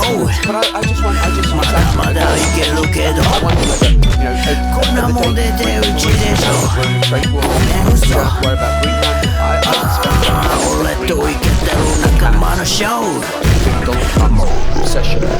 見せてくよこんなもんで終わらないよ Let it go as a way of weaponizing, reminding Donald Trump about it's not just you want to feel Russia away from China, what the hell Chinese It's also a very smart thing to do. Like, you just have to find Chinese soldiers today. You might want to come back while you have time to check on what's happening in the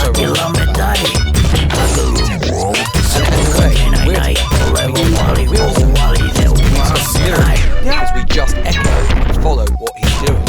Truly, it is such a good comparison with Trump versus Biden, right? As we've said a few times on the show, like, actually, if you take a big step back, but 3 months in, near enough to the Trump presidency, makes all of these promises. Is the world substantially different? Yes, in some ways, in the sense that he's made changes, economic changes, the economic order, political order, alliance, that sort of thing. But have any of those things actually done the things that he said to do, which is ameliorate and indeed solve these conflicts, whether it's the Middle East, Ukraine, the economy? No. The difference is that Trump, as he looks energetic and active and commands the conversation the whole time, we sort of help him be lulled into this sense that he's in control of it, that he's commanding it, as opposed to Biden, who, yes, okay, he wasn't exerting control either, but he just was quiet and silent, and therefore a narrative sort of built around him that he was not in control. But the truth is, neither was in control. It's a major TV presentation. That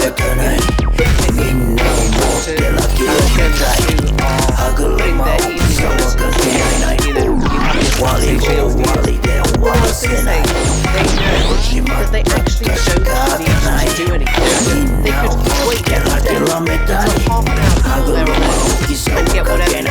hour before they're on and get whatever he says at the end. Whatever he says in his head in the last 10 minutes. And that could be the whole story. And actually the danger is it makes all of us, the media, incredibly lazy because we just listen to the last thing and not the actual problem. Look, one of the principal goals of Donald Look at the sort of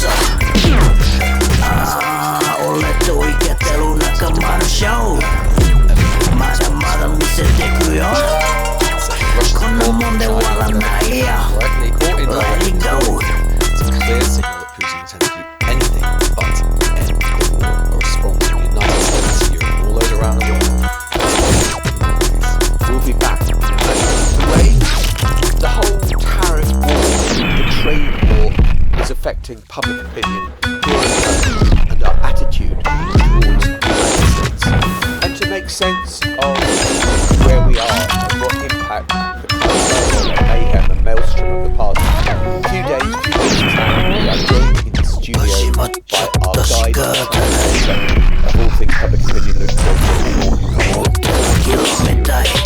I know you're from Poland, and it's about America, and whether they are allies. Were you surprised by what you found?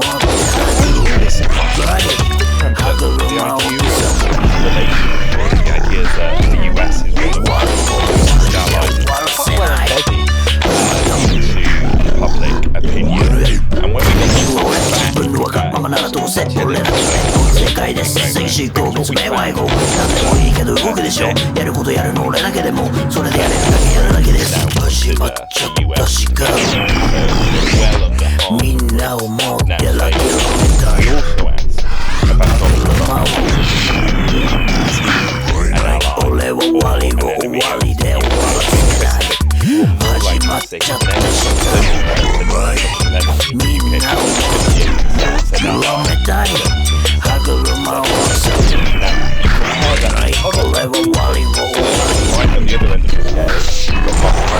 where you've got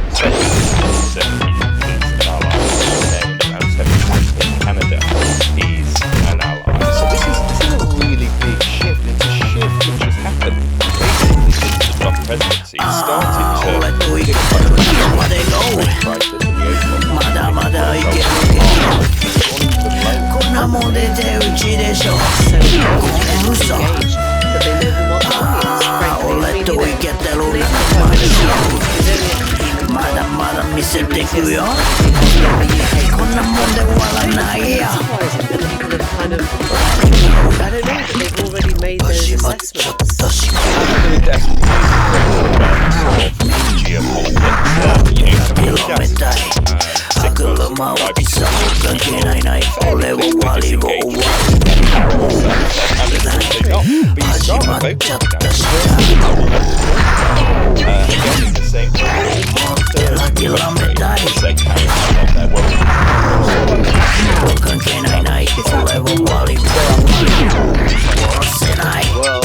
or do they see it being, oh my God, my livelihood is going to affect my savings or, my job or whatever it happens to be if you're a car worker, I'm trapped. Yeah, no, it's very much the latter. And the interesting thing that you get from the polling, you see around half the country are worried about what it means for the cost of living, around half say they're worried about what it means for growth. But in the focus groups you get something else, this worry that, oh my goodness, this is going to be another one of those long line of destructive things that we basically had since Brexit. We had Brexit, we had the rows about Brexit, we had the pandemic, cost of living crisis in Ukraine. A lot of people, life in the world feels like a roller coaster, which is constantly going downwards, and they can't get a break. And it really is contributing to that sort of, we talked about before, that sort of mood of national gloom and that sense that it's not just that things are bad, but kind of positive. But that's why I think this whole is really interesting. I'm going to read through this. That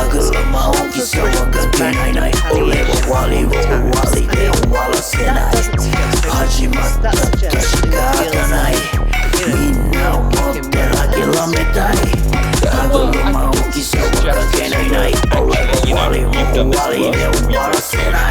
Brits really don't want to be seen as a pushover, and even if you say to people, well, I make things work here, people still think we should put up a fight. In fact, in a previous poll question, we actually asked people, even if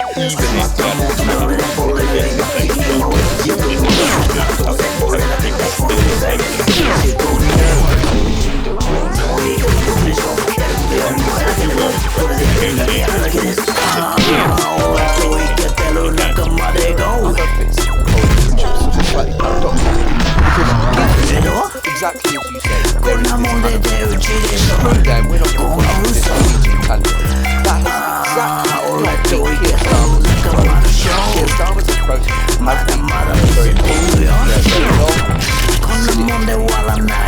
already I mean, he is getting credit for his handling of both Ukraine, where we know the public broadly approve of the steps he's taken, and if you ask, is he doing okay acting as that great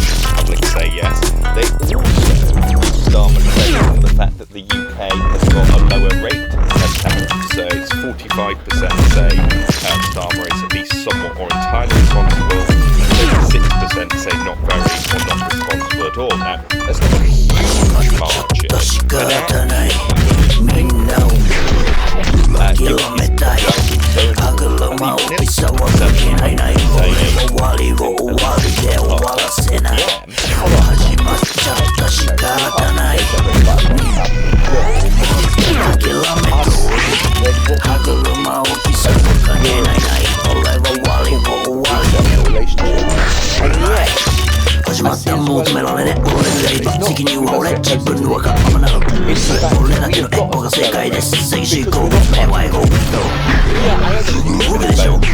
when we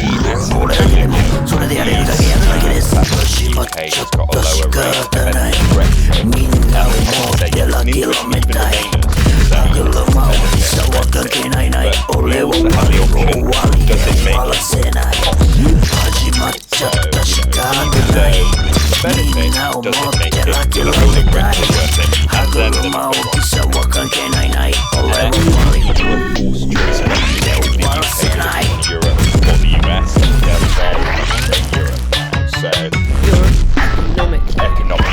So what does that mean? I mean, are people fleshing that out?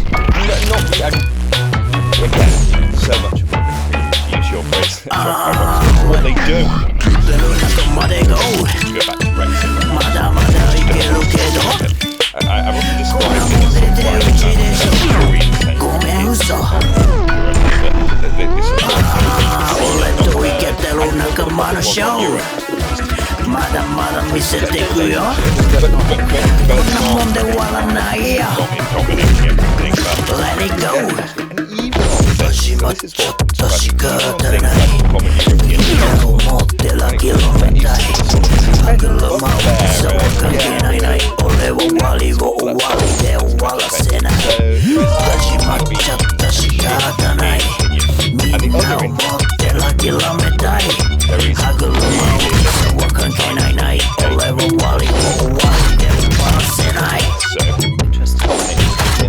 absolute no-no.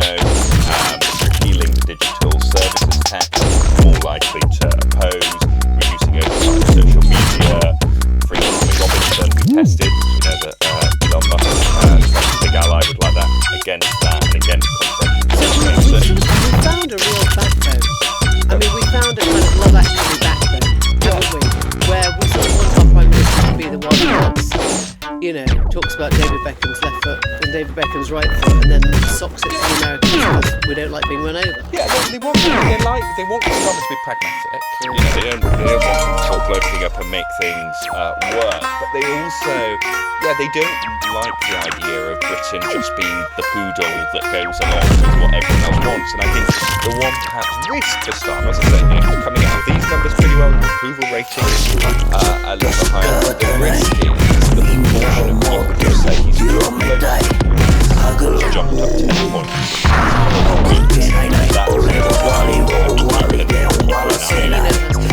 He has to now do a bit of independence. It's quite long, but he's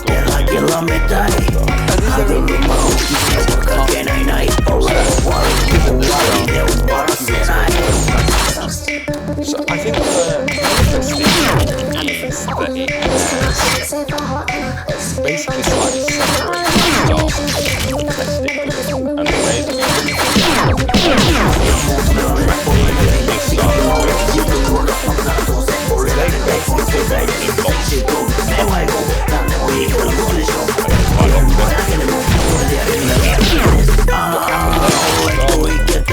the way it's definitely giving Starmer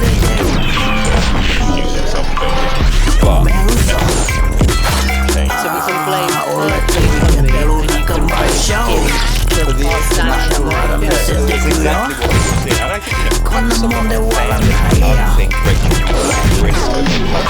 the unpopular take of this government. Peterborough just after the big statement, and people are saying, she's pretty hard.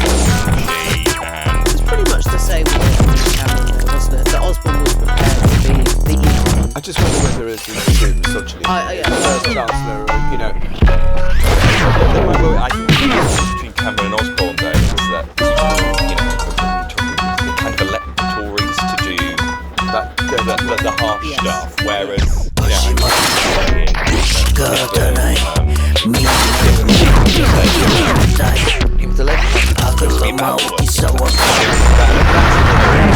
it is understandable. It's always harder to convince people that you need help.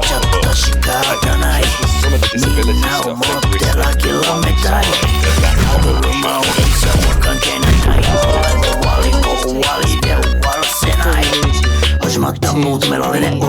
UK anti-America feeling. Does it actually, I mean, I don't know if you're doing any of this polling, do you think we're seeing less inclination to go there, to holiday there, to spend our money there? I mean, are you seeing anything, the way that Canada's got this sort of, anti-American goods stuff going on? I don't think so,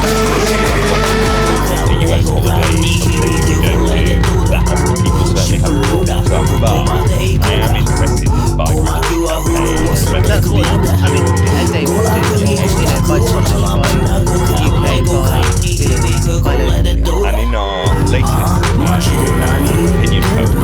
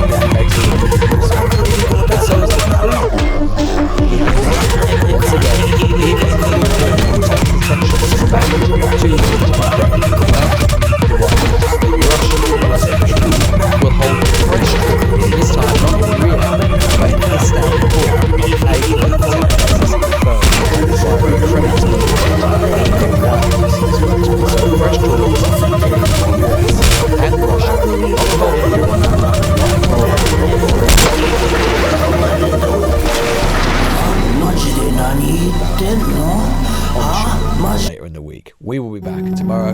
See you then. The Newsagents. This is a Global Player original podcast.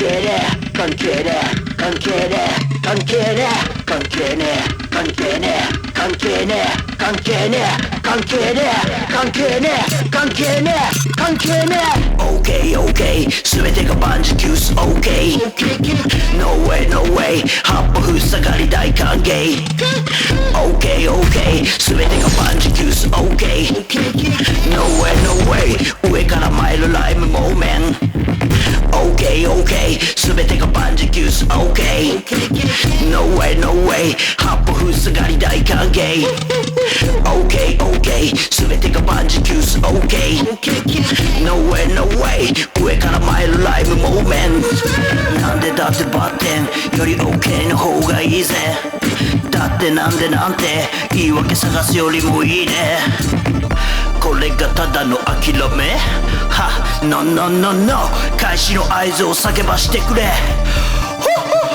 OKOK 全てが万事休す OK No way no way 八歩塞がり大歓迎 OKOK 全てが万事休す OK No way no way 上から参るライブモーメン OKOK 全てが万事休す OK No way no way 八歩塞がり大歓迎 OKOK 全てが万事休す OK No way no way 上から参るライブモーメントなんでだってバッテンより OK の方がいいぜだってなんて言い訳探すよりもいいね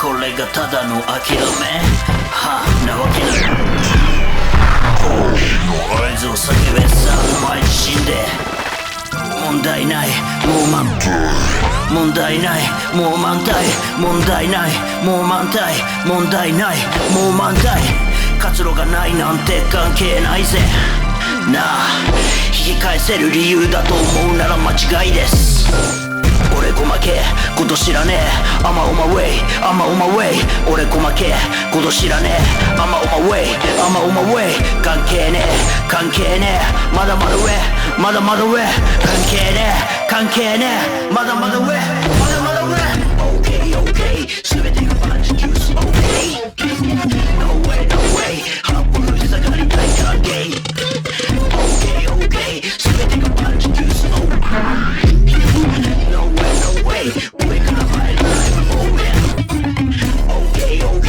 全てが万事休す OK No way no way 八歩塞がり大歓迎 OKOK 全てが万事休す OK No way no way 上から参るライブモーメント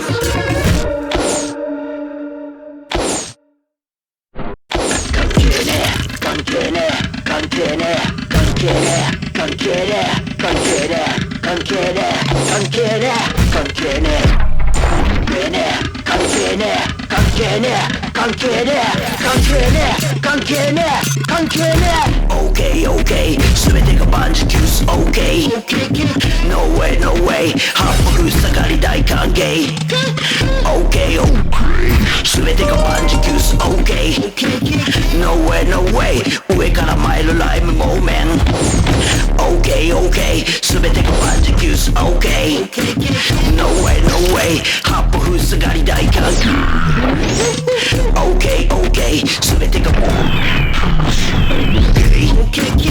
No way 上から参るライブモーメントなんでだってバッテンより OK の方がいいぜだってなんでな言い訳探すよりもいいねこれがただのは No no no no 開始の合図を叫ばしてくれOKOK 全てが万事休す OK No way no way 八歩塞がり大歓迎 OKOK 全てが万事休す OK No way no way 上から参るライブモーメント OKOK 全てが万事休す OK No way no way 八歩塞がり大歓迎 OKOK 全てが万事休す OK No way no way 上から参るライブモーメントより OK の方がいいぜだってなんて言い訳がいいねただの諦めなわけないって返しもお前自身で問題ない問題ないもう満タイ問題ないもう満タイ問題ない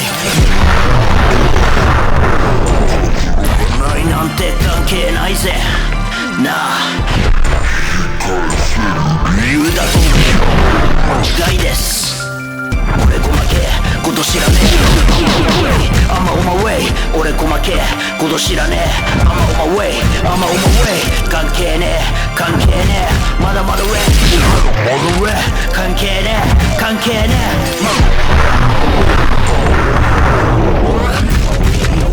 全てがマジジュース OK No way no way 八歩ふさがり大歓迎 OK OK 全てがマジジュース OK No way no way 上から入るライブモーメント OK OK 全てがマジジュース OK No way no way 八歩ふさがり大歓迎 OK OK 全てがマジジュース OK No way no way 上から入るライブモーメント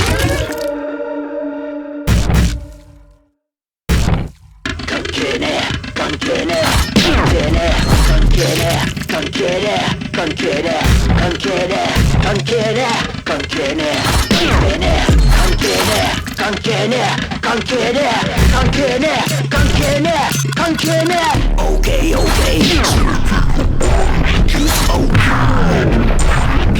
No way no way 八歩ふさがり大歓迎 OK OK 全てがマジジュース OK No way no way 上から参るライブモーメント OK OK 全てがマジジュース OK No way no way 八歩ふさがり大歓迎 OK OK 全てがマジジュース OK No way no way 上から参るライブモーメントなんでだってバッテンより OK の方がいいぜだってなんでなんて言い訳探すよりもいいねは No no no no 開始の合図を叫ばしてくれ OK OK 全てがマジジュース No way no way 八歩ふさがり大歓迎 OK OK Juice OK No way no way 上から参るライブモーメント OK OK 全てがバンジギュース OK No way no way 八歩ふさがり大歓迎 OK OK 全てがバンジギュース OK No way no way 上から参るライブモーメントなんでだってバッテンより OK の方がいいぜだってなんでなんて言い訳探すよりもいいねこれがただの諦めなわけないって返しの合図を叫べさお前自身で問題ないもう満タイ問題ないもう満タイ問題ないもう満タイ問題ないもう満タイ活路がないなんて関係ないぜなあ引き返せる理由だと思うなら間違いです俺ごまけこと知らねえアマオマウェイアマオマウェイ俺ごまけこと知らねえアマオマウェイアマオマウェイ関係ねえ関係ねえまだまだ上まだまだ上関係ねえ関係ねえまだまだ上まだまだ上 OK 全てがマジジュース OK No way no way 八歩ふさがり大歓迎 OK OK 全てがマジジュース OK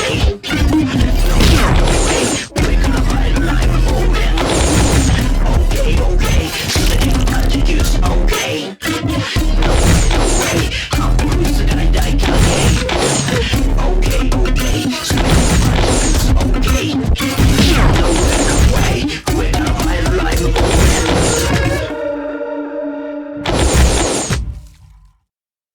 関係ねえ関係ねえ関係ねえ関係ねえ関係ねえ関係ねえ関係ねえ関係ねえ関係ねえ関係ねえ関係ねえ関係ねえ関係ねえ関係ねえ OK OK 全てがバンジギュース OK OK No way no way 八歩塞がり大歓迎 OK OK 全てが万事休す OK No way no way 上から参るOK OK 全てが万事休す OK No way no way 八歩塞がり大歓迎 OK OK 全てが万事休す OK No way no way 上から参るライブモーメントなんでだってバッテンより OK の方がいいぜだってなんでなんて言い訳探すよりもいいねこれがただの諦めは No no no no 開始の合図を叫ばしてくれOK OK 全てが万事休す OK No way no way 半分下がり大歓迎全てが万事休す OK No way 上から参るライブモーメン OK OK 全てが万事休す OK No way 八歩塞がり大歓迎 OK OK 全てがNo way no way 上から参るライブモーメントなんでだってバッテンより方がいいぜだってなんでなんて言い訳探すよりもいいねこれがただのなわけないって開始の合図を叫べさ自身で問題ないもう満タイ問題ないもう満タイ問題ないもう満タイ問題ない問題活路がないのなあ引き返せる理由だと思うなら間違いです俺ごまけこと知らねえ I'm on my way I'm on my way 俺ごまけこと知らねえ I'm on my way I'm on my way 関係ねえ関係ねえまだまだ上まだまだ上関係ねえ関係ねえまだまだ上 OK 全てが万事休す OK No way no way 下がり大歓迎 OK 全てが万事休す OK上から参るライブモーメント OK 全てが万事休す OK No way no way 八歩塞がり大歓迎 OK OK 全てが万事 OK No way no way 上から参るライブ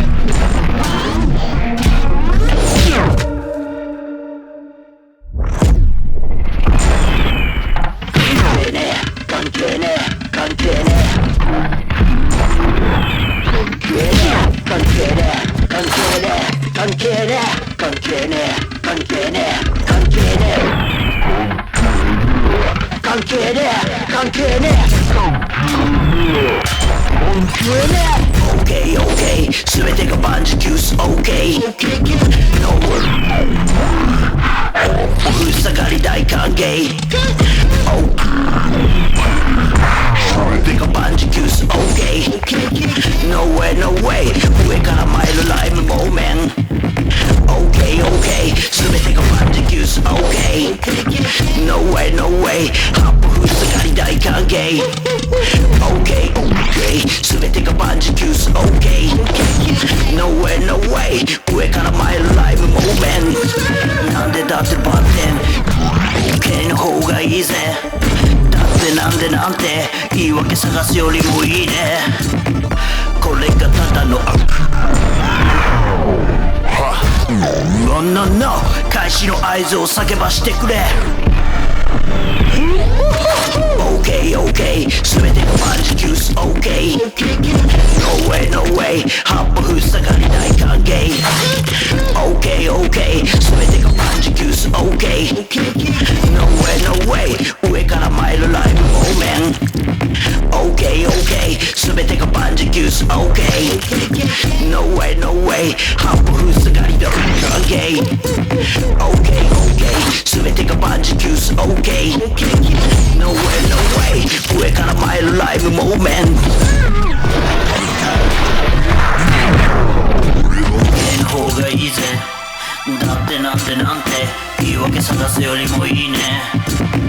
これがただの諦めなわけないって返しの合図をする。お前自身で問題ない、もう満タイ、問題ない、もう満タイ、問題ない、もう満タイ、問題ない、もう満タイ。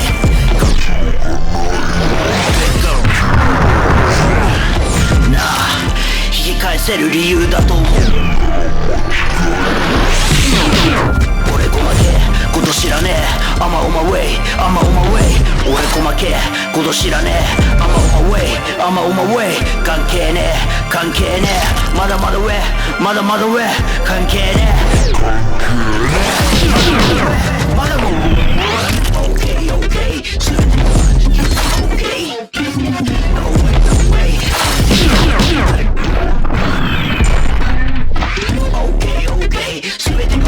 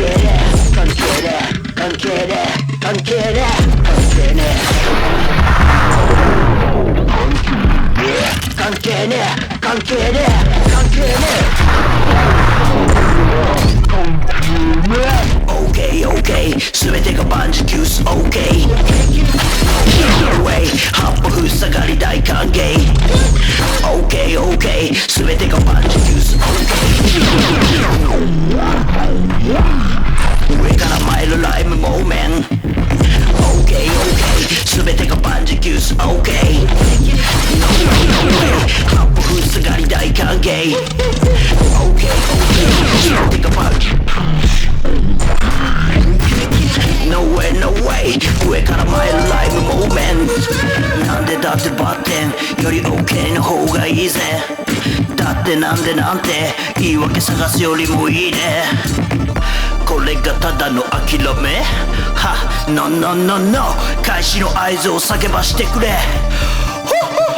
OK OK 全てが万事休す OK No way no way 八歩塞がり大歓迎 OK OK 全てが万事休す OK No way no way 上から参るライムモーメン OK OK 全てが万事休す OK No way no way 八歩塞がり大歓迎 OK OK 全てが万事休す OK No way no way 上から参るライブモーメント。なんでだってバッテンより OK の方がいいぜ。だってなんて言い訳探すよりもいいね。これがただの諦めはなわけないって開始の合図を叫べさお前自身で。問題ないもう満タイ問題ないもう満タイ問題ないもう満タイ問題ないもう満タイ活路がないなんて関係ないぜ。なあ引き返せる理由だと思うなら間違いです。俺ごまけこと知らねえ I'm on my way I'm on my way 俺ごまけこと知らねえ I'm on my way I'm on my way 関係ねえ関係ねえまだまだ上まだまだ上関係ねえ関係ねえまだまだ上まだまだ上 OK OK 全てがバンジー OK No way no way 八歩塞がり大歓迎 OK OK 全てがバンジー OK No way, we're gonna fight alive with old man. Okay, okay,全てがマジで okay. No way, no way, I'm going to okay. Okay, okay. No way, no way, we're gonna fight alive with old man.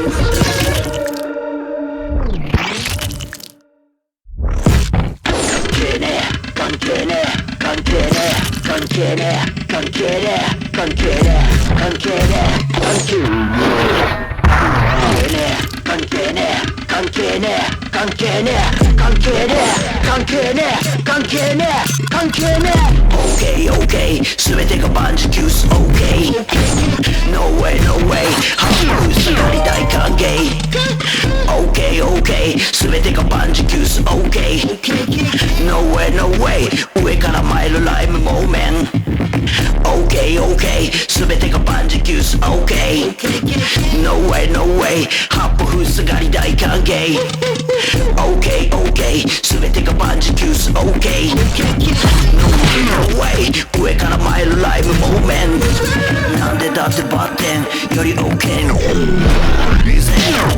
だってなんでなんて言い訳探すよりもいいねがただの諦めは No no no no 開始の合図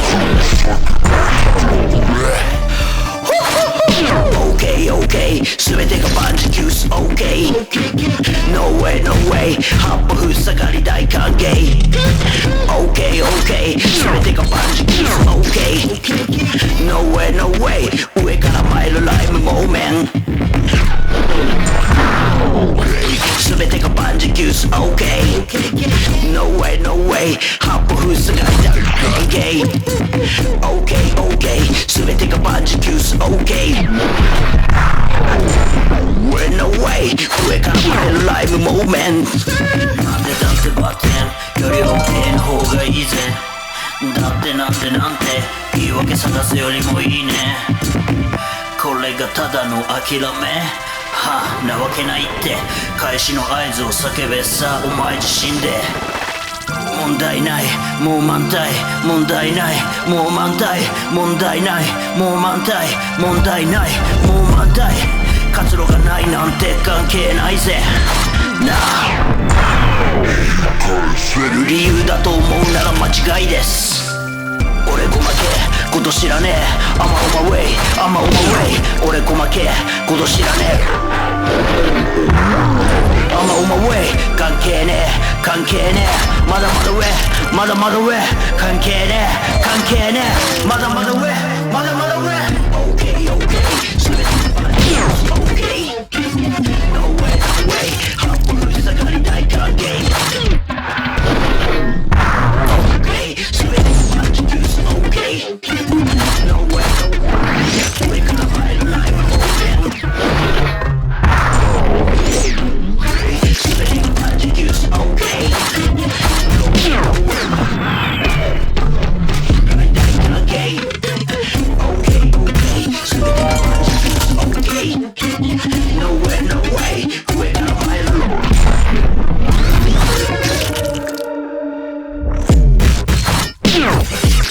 関係ねえ関係ねえ関係ねえ関係ねえ関係ねえ関係ねえ関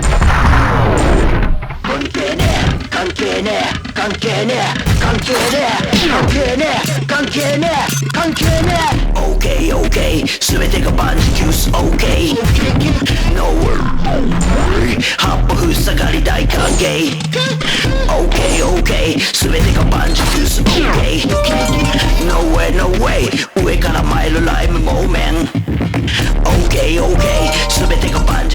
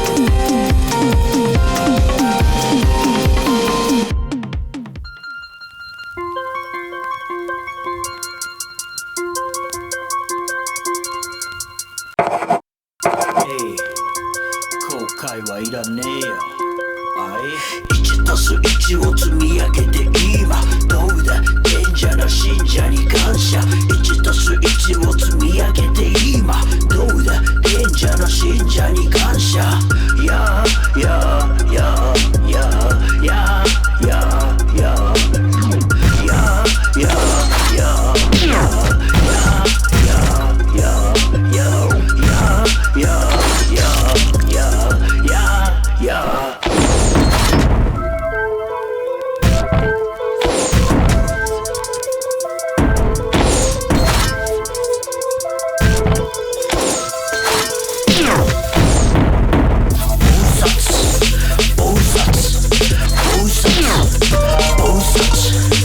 何も生まれない何も生まれない暴殺暴殺暴殺暴殺何も生まれない何も生まれない何も生まれない何も生まれない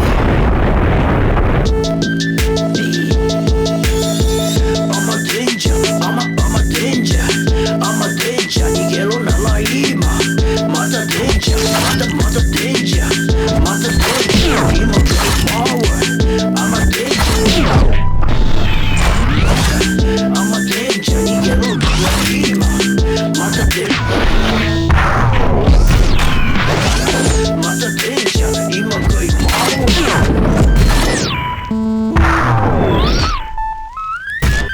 足す1を積み上げて今どうだ賢者の信者に感謝 1+1 を積み上げて今どうだ賢者の信者に感謝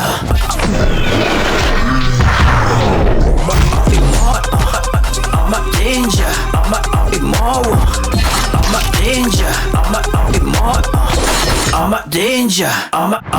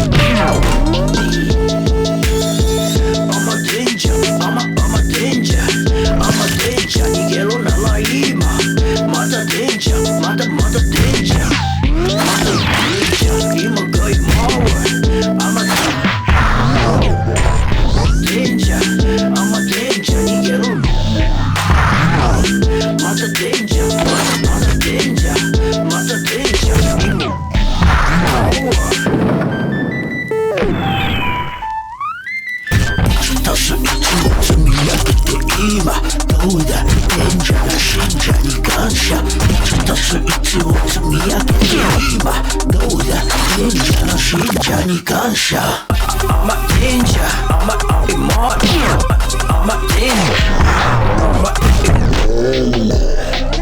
I'm a danger I'm a immortal I'm a danger I'm a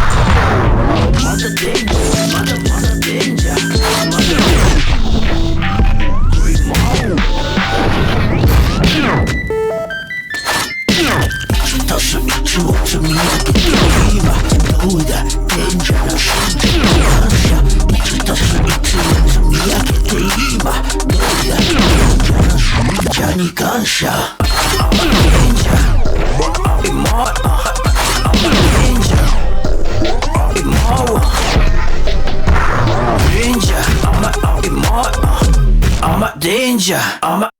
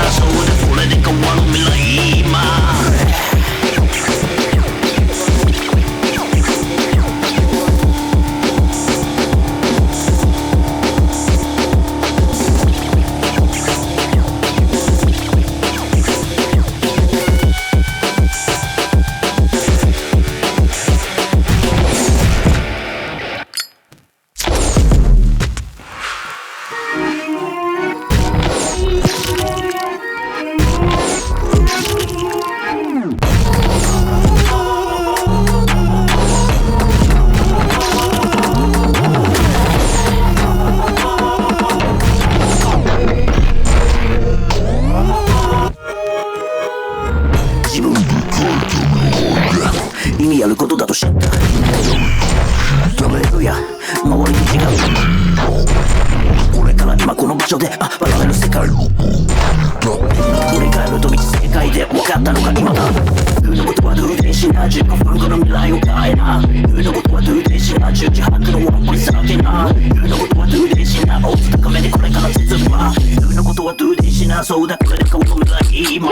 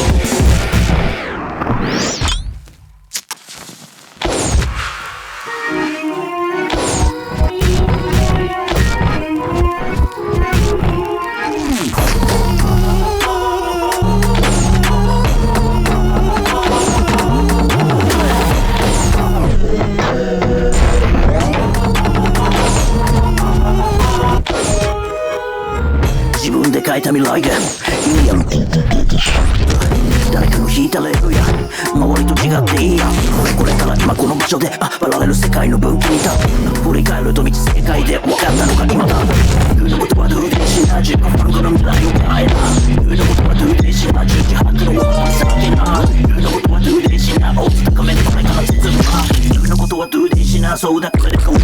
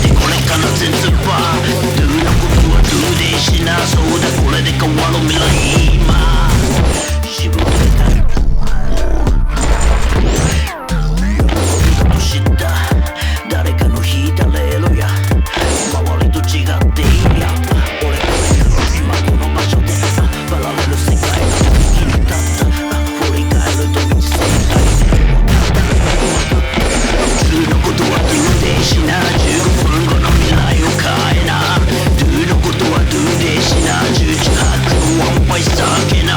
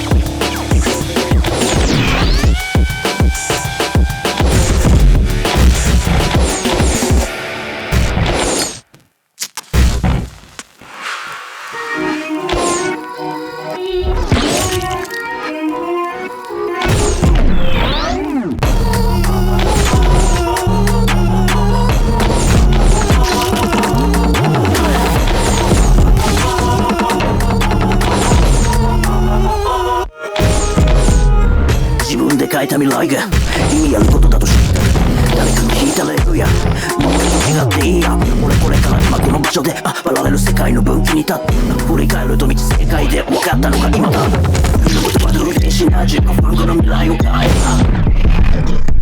たしな10時半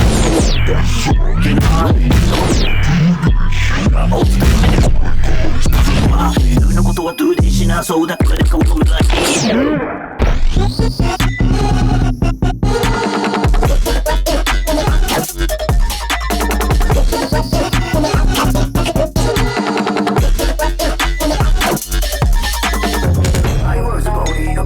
寂しいけれど過ぎてから道とす道をつみ上げて今どうだってじゃなくて何か俺らは悲しいシンプルな夜が来たら何がこんなもんじゃ運転しな15分後の未来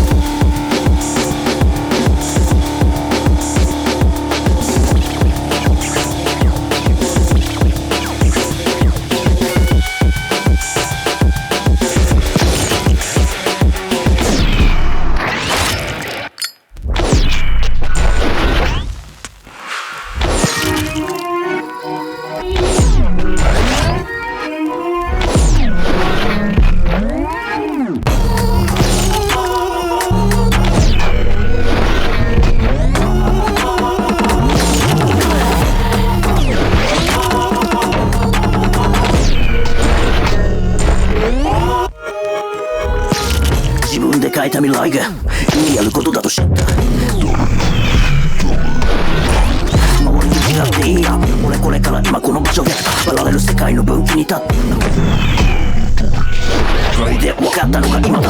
言うのことはルーティンな自分の未来を変えば、言うのことはルーティンな十字白のワン言うのことはルーティンなオープンの目にから実は言うのことはルーティンこの未来今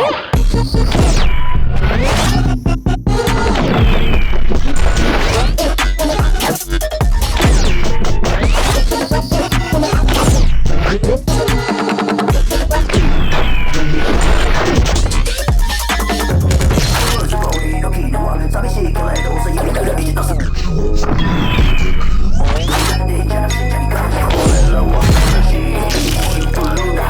夜が来たら何がこんなもんじゃ自分から見たいな言うのことはルーティンしな十字白を思いさけな言うのことはルーティンしな言うのことはルーティンしなそうだ誰かをこんな今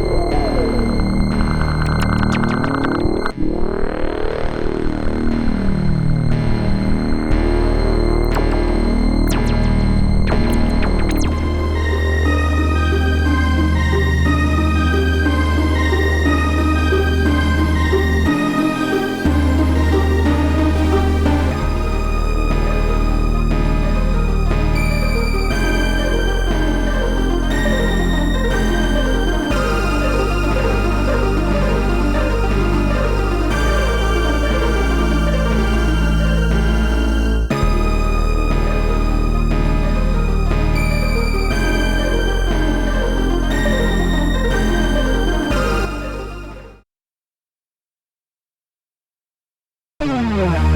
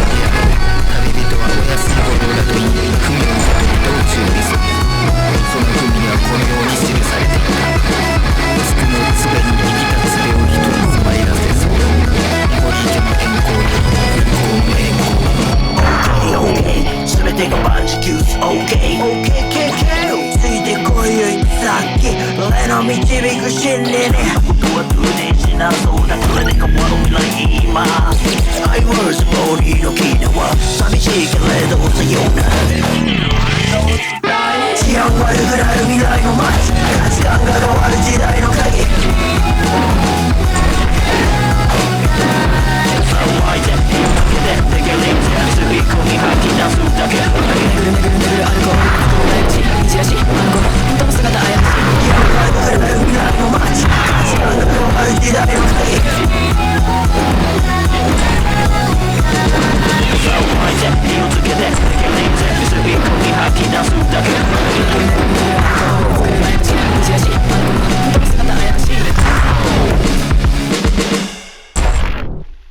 問題ばっかり外から見てて気づいた問題の一部じゃなく答えの一つになれ OKOK 全てが万事休す OKOK ついてこいさっき俺の導く真理に甘てんじゃ甘てんじゃ逃げろなら今振り返ると道正解で分かったのが今だった OKOK バカよガレイバカよガレイ一つ一をつぶやけて今どうだデンジャーな信者に感謝風なことは通電しなそうだこれで変わる未来今 I was born のキーナは寂しいけれどさよなら治安悪くなる未来の街価値観が変わる時代の鍵騒いで火をつけて世間ですび込み吐き出すだけアルコールで作るまやかし虹らしあの子の本当の姿今日も決めるグラフィティ街を彩る記憶色コークの身寄りのコー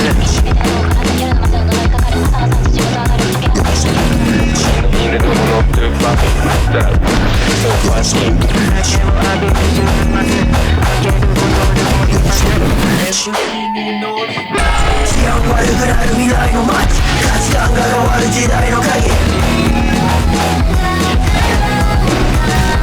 騒いで火をつけてでけれんぜすび込み吐き出すだけぐるぐるアルコールで作るまやかし虹らしあの子の本当の姿怪しいことではない受けた海や旅人は水五郎だと文を受け取りそのように記されていたつくのつべに生きたつべを一つ参らせそうこれでも変更よ変更全てが万事休す OKOK ついてこいよいさっき俺の導く真理に通電しなそうだこれで変わる未来今 I was born のキーナは寂しいけれどさよなら治安悪くなる未来の街価値観が変わる時代の鍵騒いで火をつけてでけれんぜすび込み吐き出すだけぐるアルコールで作るまやかし虹らしあの子の本当の姿怪しい治安悪くなる未来の街価値観が変わる時代の鍵騒いで火をつけてでけれんぜすび込み吐き出すだけぐるアルコールで作るまやかし虹らしあの子の本当の姿怪しい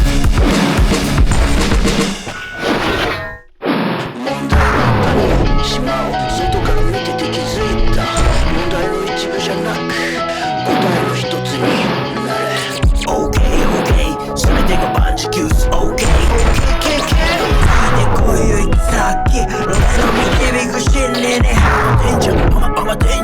甘てんじゃ逃げろなら今振り返ると道正解で分かったのが今だった OKOK バカよガレイバカよガレイ一つ一を積み上げて今どうだデンジャーな信者に感謝風なことは通電しなそうだこれで変わる未来今 I was born のキーナは寂しいけれどさような治安悪くなる未来の街価値観が変わる時代の鍵騒いで火をつけてでけれんぜすび込み吐き出すだけぐるアルコールで作るまやかし虹らしあの子の本当の姿怪しい今日も決めるグラフィティ街を彩る記憶色コークの身寄りのコーク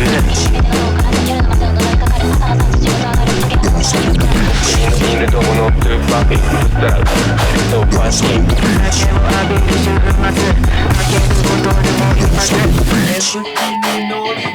治安悪くなる未来の街、価値観が変わる時代の鍵。ど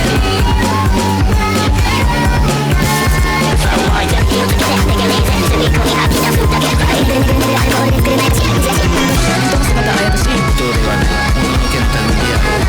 旅人はお安い御用だと言い、文を受け取り道中にする。その文にはこのように記されている。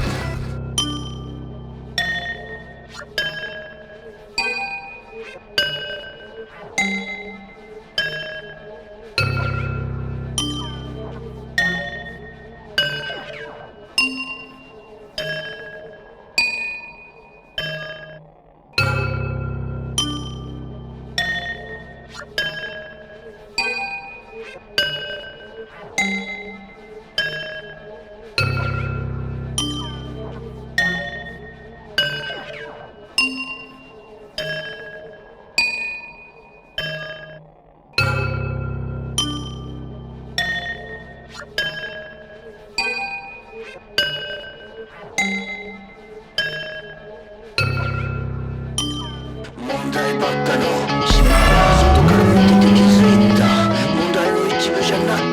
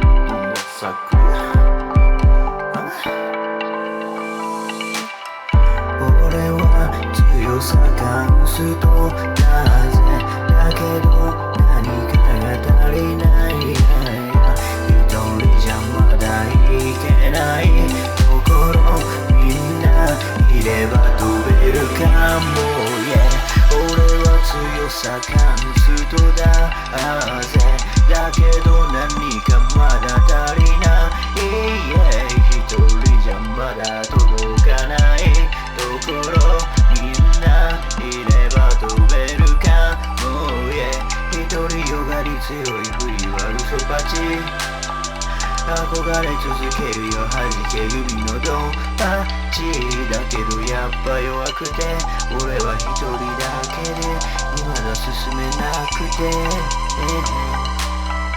夕日眺め日曜いつも公園集まろううまいカレー買ってこそれを食ってチルしよう Go away no way 関係ないぜ All okay All okay俺は強さ感すとなぜだけど何かが足りない一人じゃまだいけないところみんないれば飛べるかも、俺は強さ感すとだぜだけど何かまだ足りない一人じゃまだ届かないところみんないれば飛べるかも、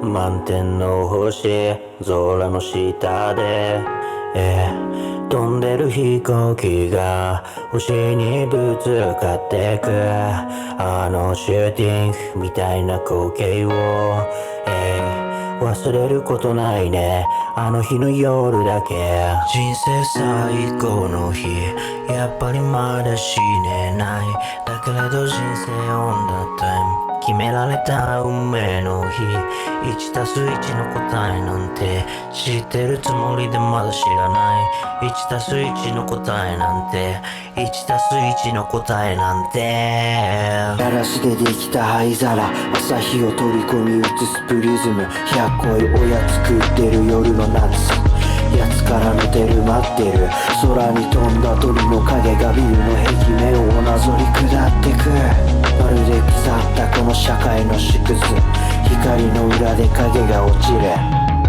満天の星空の下で、飛んでる飛行機が星にぶつかってくあのシューティングみたいな光景を、忘れることないねあの日の夜だけ人生最高の日やっぱりまだ死ねないだけれど人生オンダタイム決められた運命の日 1+1 の答えなんて知ってるつもりでまだ知らない 1+1 の答えなんて 1+1 の答えなんて